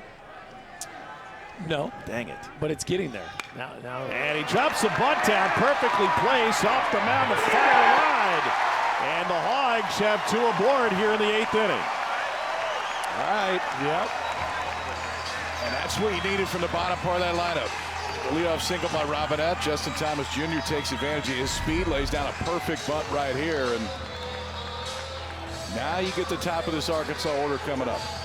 But this year has done plenty of damage, and Snead's going to have to face him with traffic.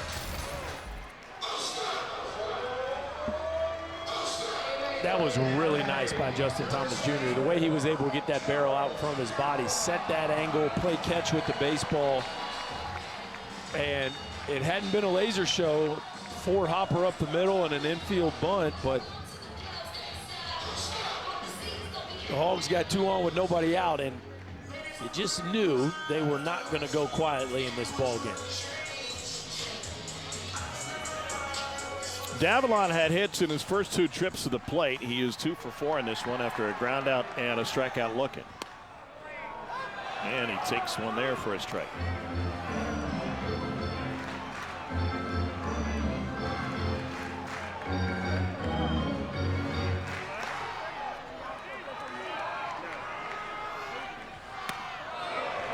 One and 1.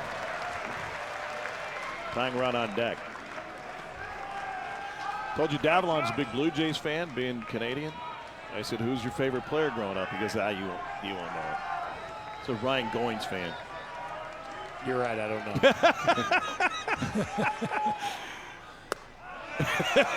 Pitch is low, 2-1. Nailed it.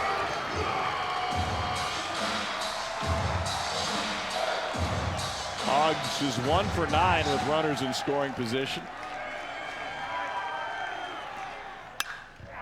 And this one sky to the left side. Long run for everybody. Racing in Bargo. Antigua there too. And that went off the concrete in front of the first row.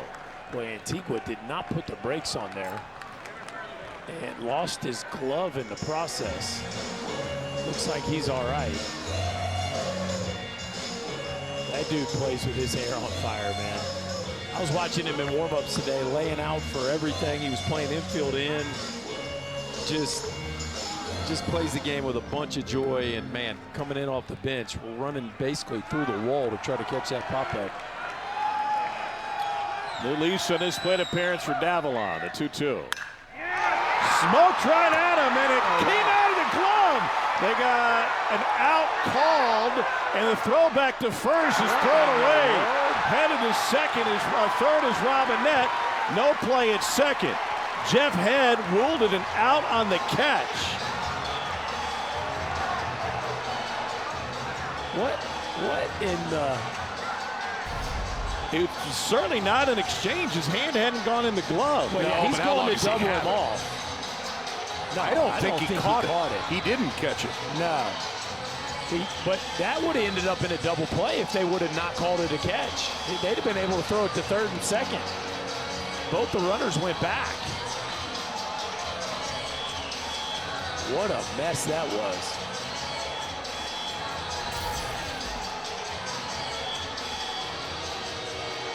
And, you know, I think one of the things about Antigua, KP, is he comes in with all this juice. He loves to play. Yeah. He has a tendency to try to... Well, he's been sitting there for 3 hours. Yeah. And now you get out there and you feel like a kid in your first Little League game. It plays all the time, and he knows that if they have the lead lately, he's gone into the game at short. But he just, I mean, in back-to-back plays, he darn near ran into the stands, and then right there he just gets just a little ahead of himself on both ends of that play. I mean, this could have easily been a double play. If he just finishes that catch, he's running as he goes. He never caught that ball. No, that ball was never secured. If it had been, here's Jeff Head. Challenger ruling or proper tag at first and second base. They used one challenge for both of these plays. The previous play is under review. Wait, so that's interesting because Everybody besides Jeff Head knew that wasn't a catch. We're not sure if anybody tagged. Well, he definitely tagged at first base because he slid back in. He tagged at second base. He ran right back to the bag. Yeah. We're reviewing a proper tag.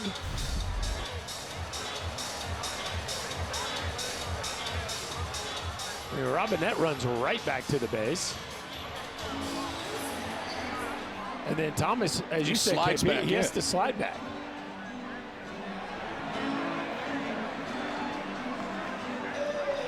That is a bizarre play. And I don't know why Jeff Head was in a hurry to call that an out.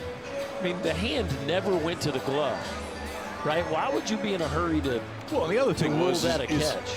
I mean, he's going to keep it in his glove because he was running potentially trying to tag him right there, too. But I'm saying that at no point is that ball ever secured in his glove. It worked for Jabbar Gaffney. Now that one stinks, Tommy. You didn't. But have it's to the go same. there. But it's the same thing. Like, when is a catch a catch? Yeah, that wasn't one. I'm not saying it was. I'm saying it was ruled a catch. 25 years ago, and Chris Burke is still mad. Oh, I stayed in the stadium for a while after that one. I'm sorry.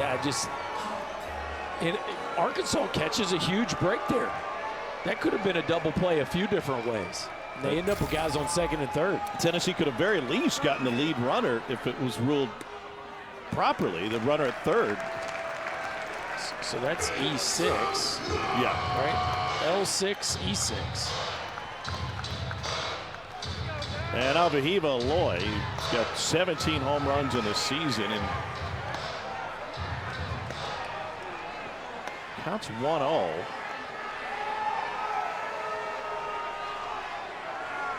Dave Van Horn getting some clarification.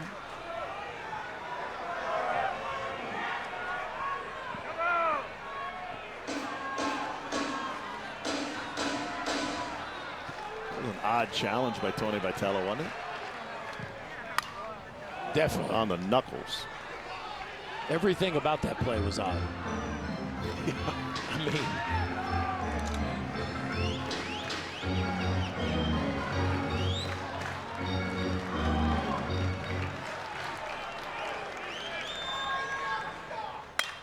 and he straightens this one out and dumps it into left field.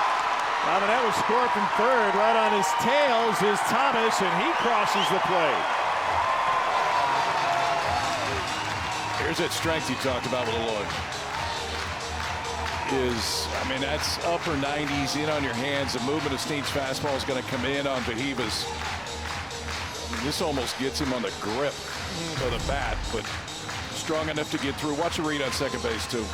Great read by Justin Thomas, Jr. Freezing at third to make sure the ball's not going to get caught. Thomas saw it the entire time. Broke, able to score easily and make it a two-run game.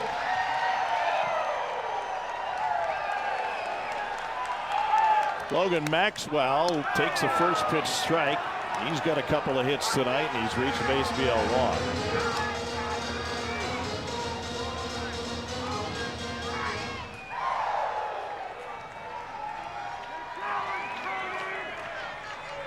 Tying run at the plate for Arkansas. Hogs have one win this season when trailing after 7 innings.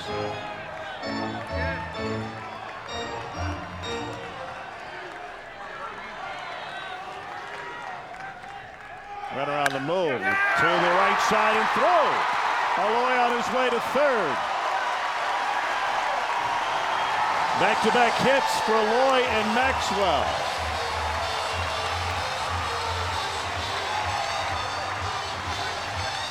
That dude's still going. Your guy's still, he's not slowing down. His batteries are still going right there, too. Aloy in motion. Berkey Maxwell just shortens up, gets a barrel to it. We got a ball game, kiddos.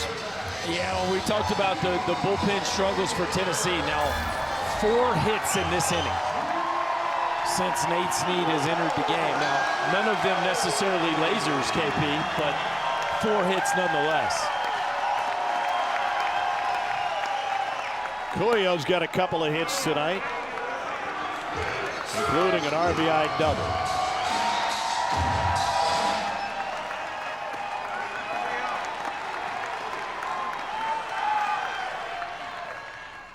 Curveball yanked, almost took his brother's head off. Kane, Abel, Julio, Fayetteville. Fayetteville doesn't even smile about that. Like, bro, your brother just hit 110 at your noggin. Like, we can't even get a little bit of a grin. He is all business, isn't he?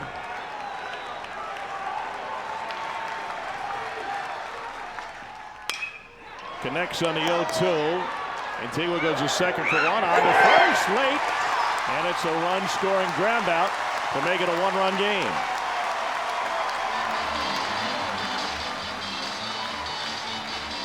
Giver's choice for Cuellar, scores his brother. It's a second ribby of the game for younger brother. Cahill now extending his lead in RBIs. Pretty nice little turn right there by Tennessee, unable to get the younger Aloy brother, but Arkansas draws one run nearer.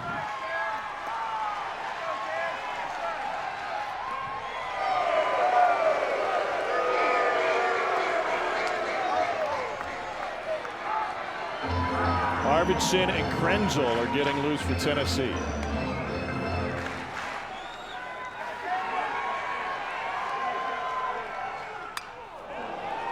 Foul back by Kozel.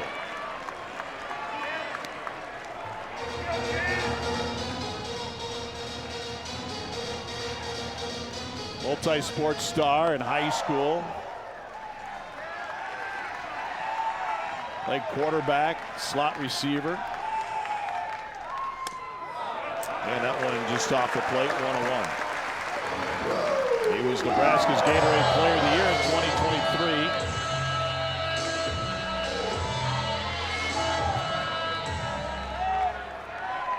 All the top programs wanted him.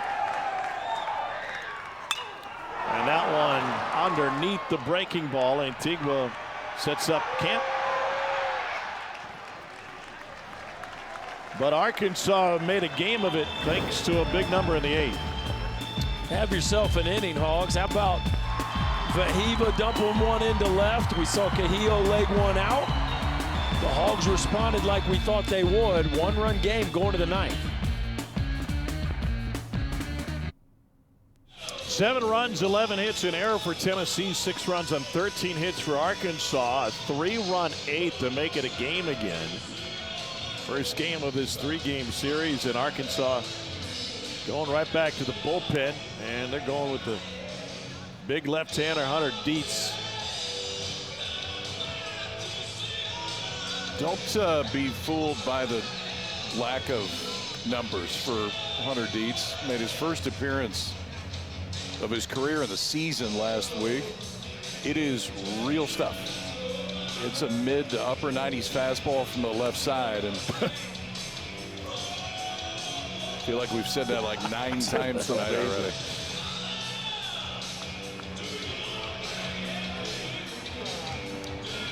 You like his walk-up song, Berkey? I mean, yeah, there's some throwback feels to this. A little old school heavy metal. You good with it? Sure. If you like it, I like it. All right. Not allowed to play it in the cart tomorrow, though. We'll be at a fine establishment. Of course not.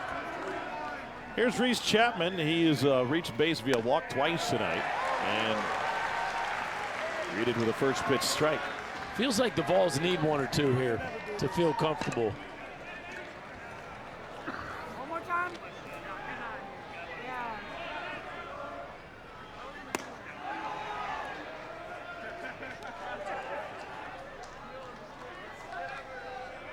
In the Arkansas 9th, it'll be the bottom of the order, starting with a 6-hole hitter, Ryder Helfrich.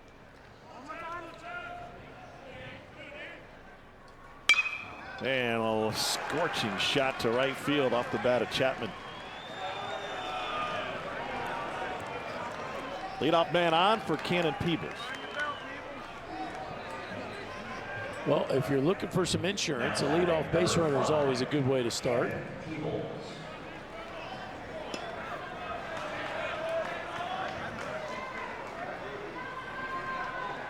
Double-digit home runs for Peebles.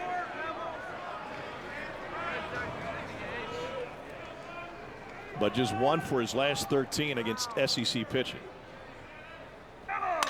And he sends this one deep to left field, and it is gone. 2-run shot for Cannon Peebles, and there's the insurance Tennessee was looking for. Whew.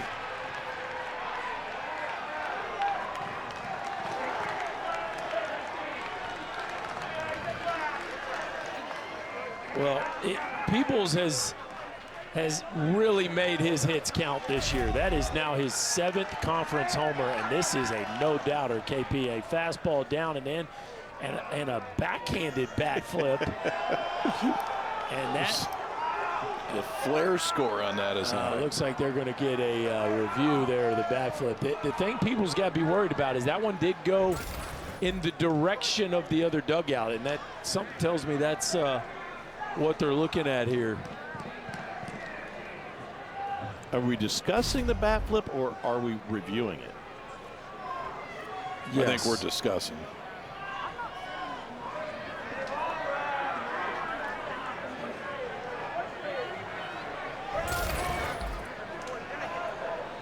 Well, I mean, this is one of those spirit of the rule, letter of the rule kind of deals, but I mean, he kind of flipped it behind his back. I wouldn't necessarily, he was intending to throw it towards the dugout. What was y'all's take? I don't know if intent matters. Yeah, fair enough.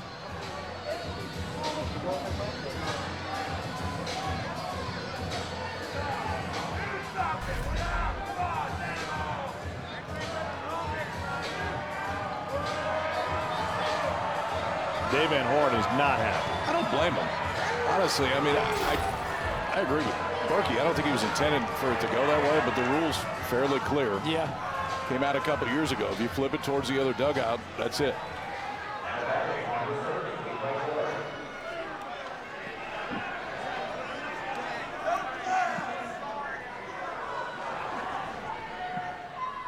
I don't blame Dave Van Horn, but I do find it interesting that in all sports, depending on what side you're on, a play occurs and you want them to manage the game in many ways. He just managed the game. We know it wasn't intentional, that, you know, from one side. And the other side is, hey, if we have rules, follow the rule. I would have not been happy in that Arkansas dugout too. What are you going to talk to Tony about? If you're going to throw, hey, please tell him to try not to do that again. Yeah. A 3-run Tennessee lead. That's a loud ground ball that gets up the middle.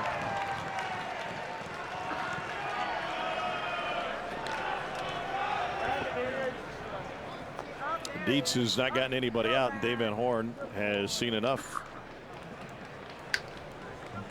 And he'll go back to the Arkansas bullpen for his 5th reliever of the night. Quick outing for Dietz after 8 pitches and 3 hits.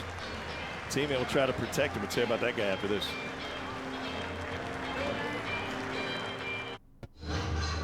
Tennessee came into this game 3rd in the country in home runs. This is their 10th game this year with 4 home runs or more.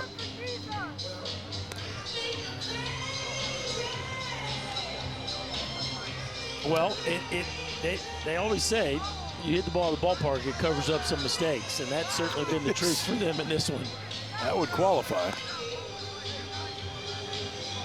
This has been a weird one. We've seen a little bit of everything. Hasn't exactly been a crisp opener to a 3-game series that you see sometimes. So Dave Van Horn just trying to get through this one right now. Christian Fauch on. Power sinker guy. Again, another mid-90s guy that comes out of this Arkansas bullpen.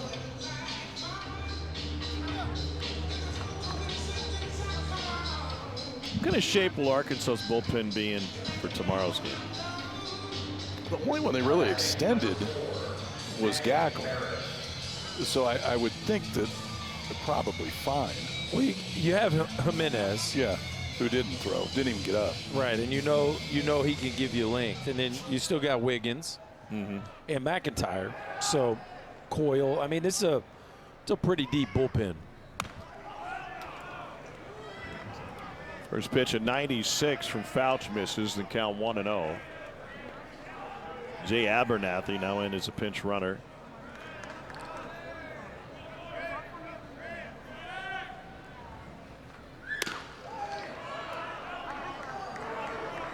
Two and 0. I was just asking relative to Fouch. He's only thrown on consecutive days once this year. That was against A&M. And the second one was tied for his worst outing of the year. Otherwise, single game appearances in each of the last 3 SEC series of Florida. Home against Texas and then at LSU. Manny Marin has a couple of hits. He's 2 for 4 tonight.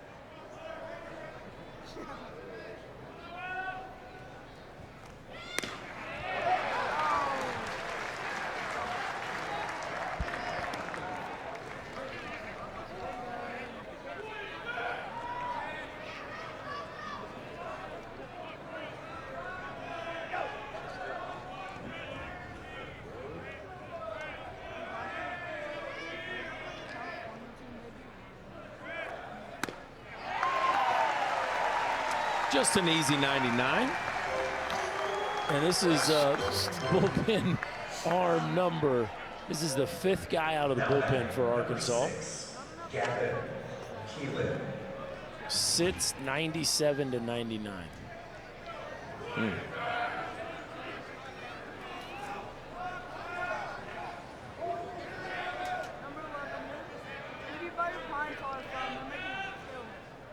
Kevin Keelan in the top spot in the order for Tennessee.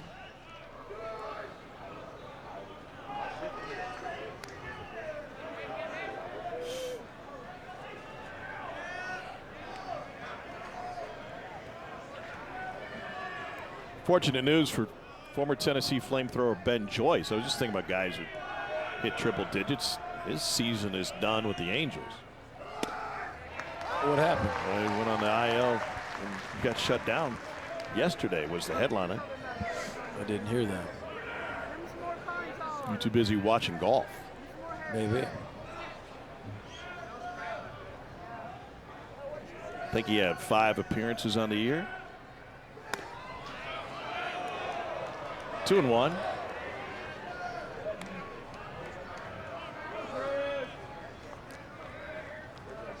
Gonna have shoulder surgery.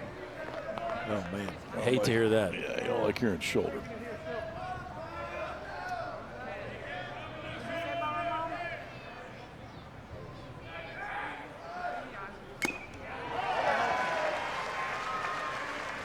Who have we had in the SEC hit triple digits this year?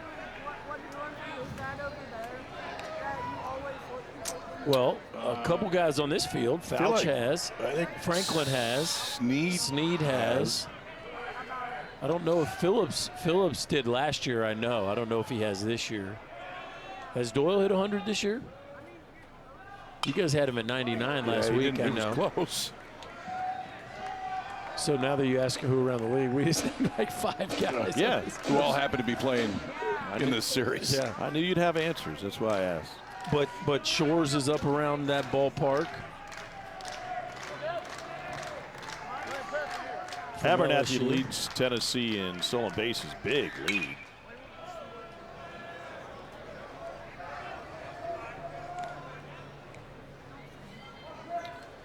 Witherspoon up to 100 from Oklahoma. If not, he's knocking on the door every week. Both of them.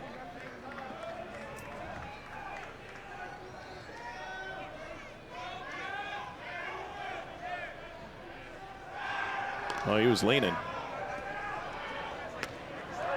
Definitely was. Arkansas dugout saw that too.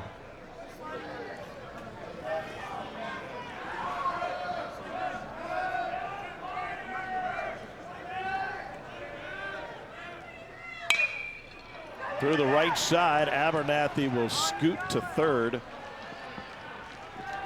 Uh-oh. And the throw got away, and here comes Abernathy. They're going to play at the plate, but that's airmailed. Wow.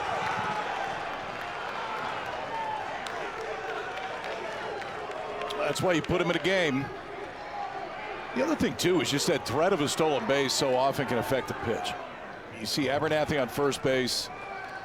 This time Keelan puts a good swing on it, drives it at right field. Abernathy's going first to third the whole time anyway, and the minute this gets away, not everybody's going to take that chance, but Abernathy comes all the way around to score.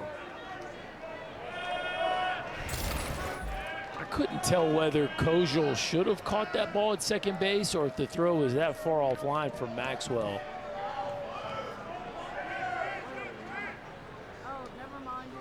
This is Fisher. This is always the concern when you bounce it back in from right field. So Maxwell's going to go play this ball, and Kojal throws his hands up. He bounces it to Kojal. Kojal's just a little casual with that one, KP, and it tips off his glove into no man's land, and Abernathy just too much speed. He's going to take advantage of that. Really, though, just flip it to him in the air. Ground ball to right field with a runner on first. The shortstop's the cut. Really, the second baseman, it's almost too short of a throw for the right fielder, and I don't know. It ended up like looking uncomfortable the way Maxwell kind of flipped it in there.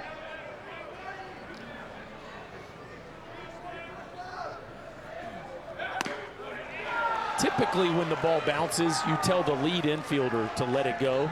That way, the trail infielder just can make an easy play with. Because he's not handcuffed? Yeah, it's not an awkward bounce. You're not as much on the run as Kojal was. But as soon as you stick your glove out for a ball that bounces on a relay, it always has the chance to kick into no man's land. 99 fouled off. I got one more triple digit. Carson Wiggins has hit there you go. 102 this year. Yeah. Do you think anybody on a swing by swing basis swings harder than Andrew Fisher? I mean, he literally looks like he's swinging max effort. Yes. I mean, every that 2-1 swing, he just about swung right out of his shoes.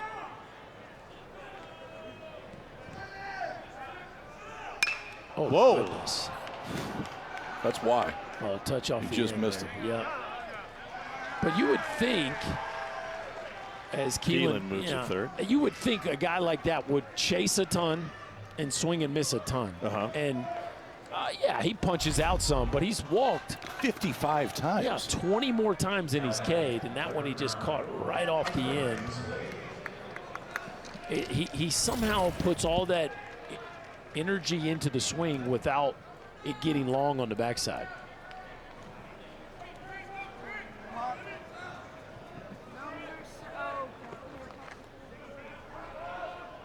This is Hunter Ensley, runner at third and 2 down in the ninth. And he sends a ground ball to Kojal. Double clutches before going over. 2-run home run from Cannon Peebles, part of a 3-run ninth for Tennessee. It's a 4-run lead for the Volunteers. Last chance for Hogs. We're already in the 9th inning tonight. The 10-6 Tennessee lead, game 1 of this series, 28 combined hits. It's in time for your 11 o'clock Central Time news. Is that how it works in your time zone? No, we're 10. Oh. American time? Mm-hmm. You're on it. Ryder Helfrich at the plate. Arkansas trying to get a rally going. Tennessee is 24-2 on the year when leading after 8 innings.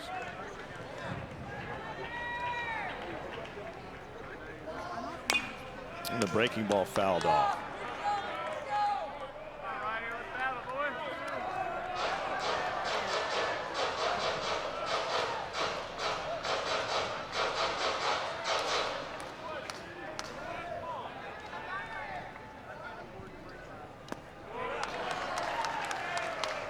Tennessee's got 4 pitchers hitting 100 this year: Franklin, Snead, Phillips, and Doyle. 4. On staff.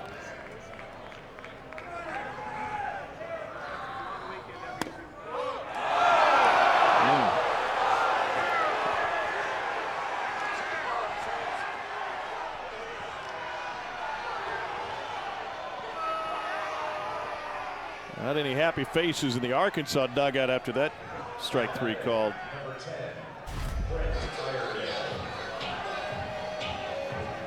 Fastball up. That's a little up. Yeah. That's up.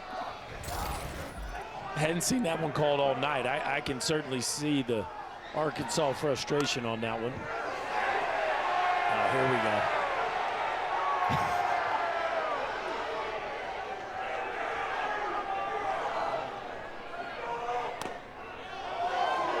DVH can work him as good as anybody. Oh, yeah. Yeah. Oh, yeah. And he has well earned the right to have plenty of rope.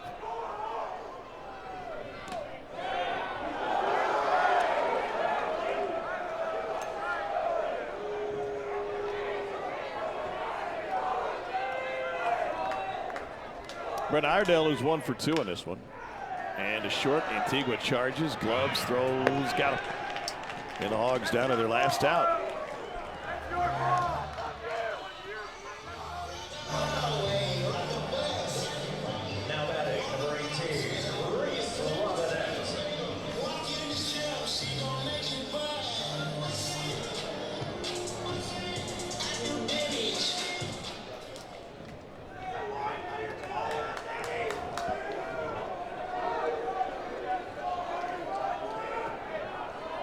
Reese Robinette's been walked twice tonight.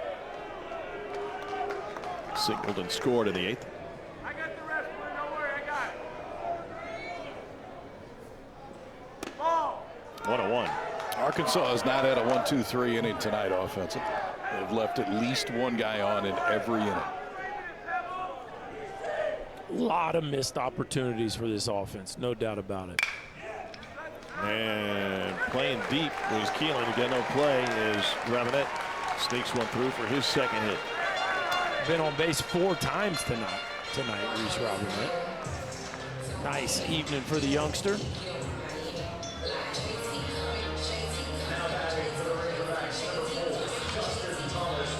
Here's Justin Thomas Jr. Congratulations to the Toreros of San Diego, WCC regular season champions.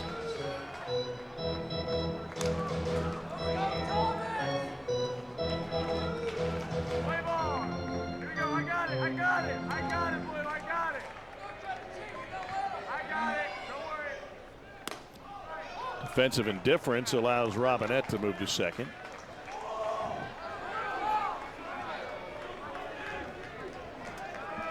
I'm perfect so far, boy. Texas knocked off Oklahoma. It's your SEC regular season champs. Yeah. Pretty impressive considering all they've dealt with the injuries. That's one heck of a run by that team. That guy can coach a little bit, huh? Mm-hmm. 1 ball, 2 strikes.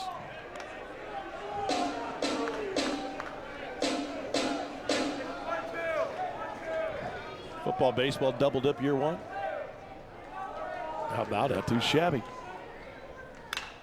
Muscled into shallow left field. Nobody will get to that one. Racing around third, Robinette. They're going to send him home. The throw is wide. The tag's not there.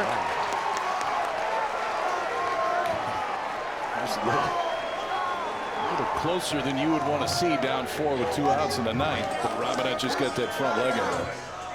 Yeah, that felt like a risky send. And Fargo had all the momentum in the world, but it's a 2-hopper. If he gets this thing in there on 1 hop, I think he gets him for sure.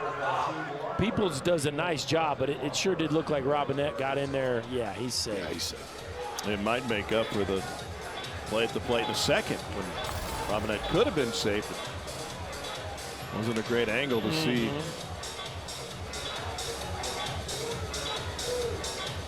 We're going to take a further look at this one.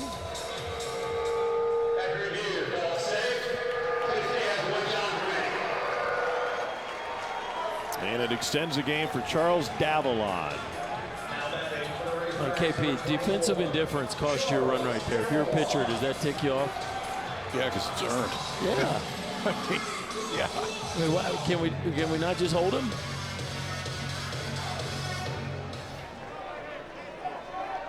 Davalon's got a couple of hits and fouled that one off. I mean, left-handed hitter, it feels like it makes more sense, right? Right-handed hitter, it'd be like a lot more ground balls that side. Yeah.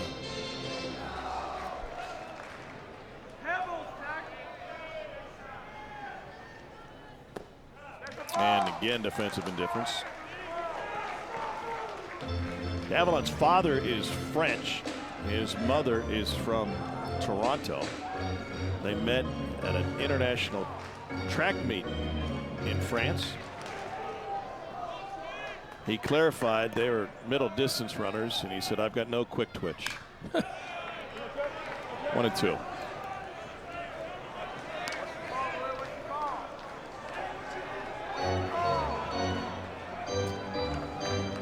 Brought the Canadian sign.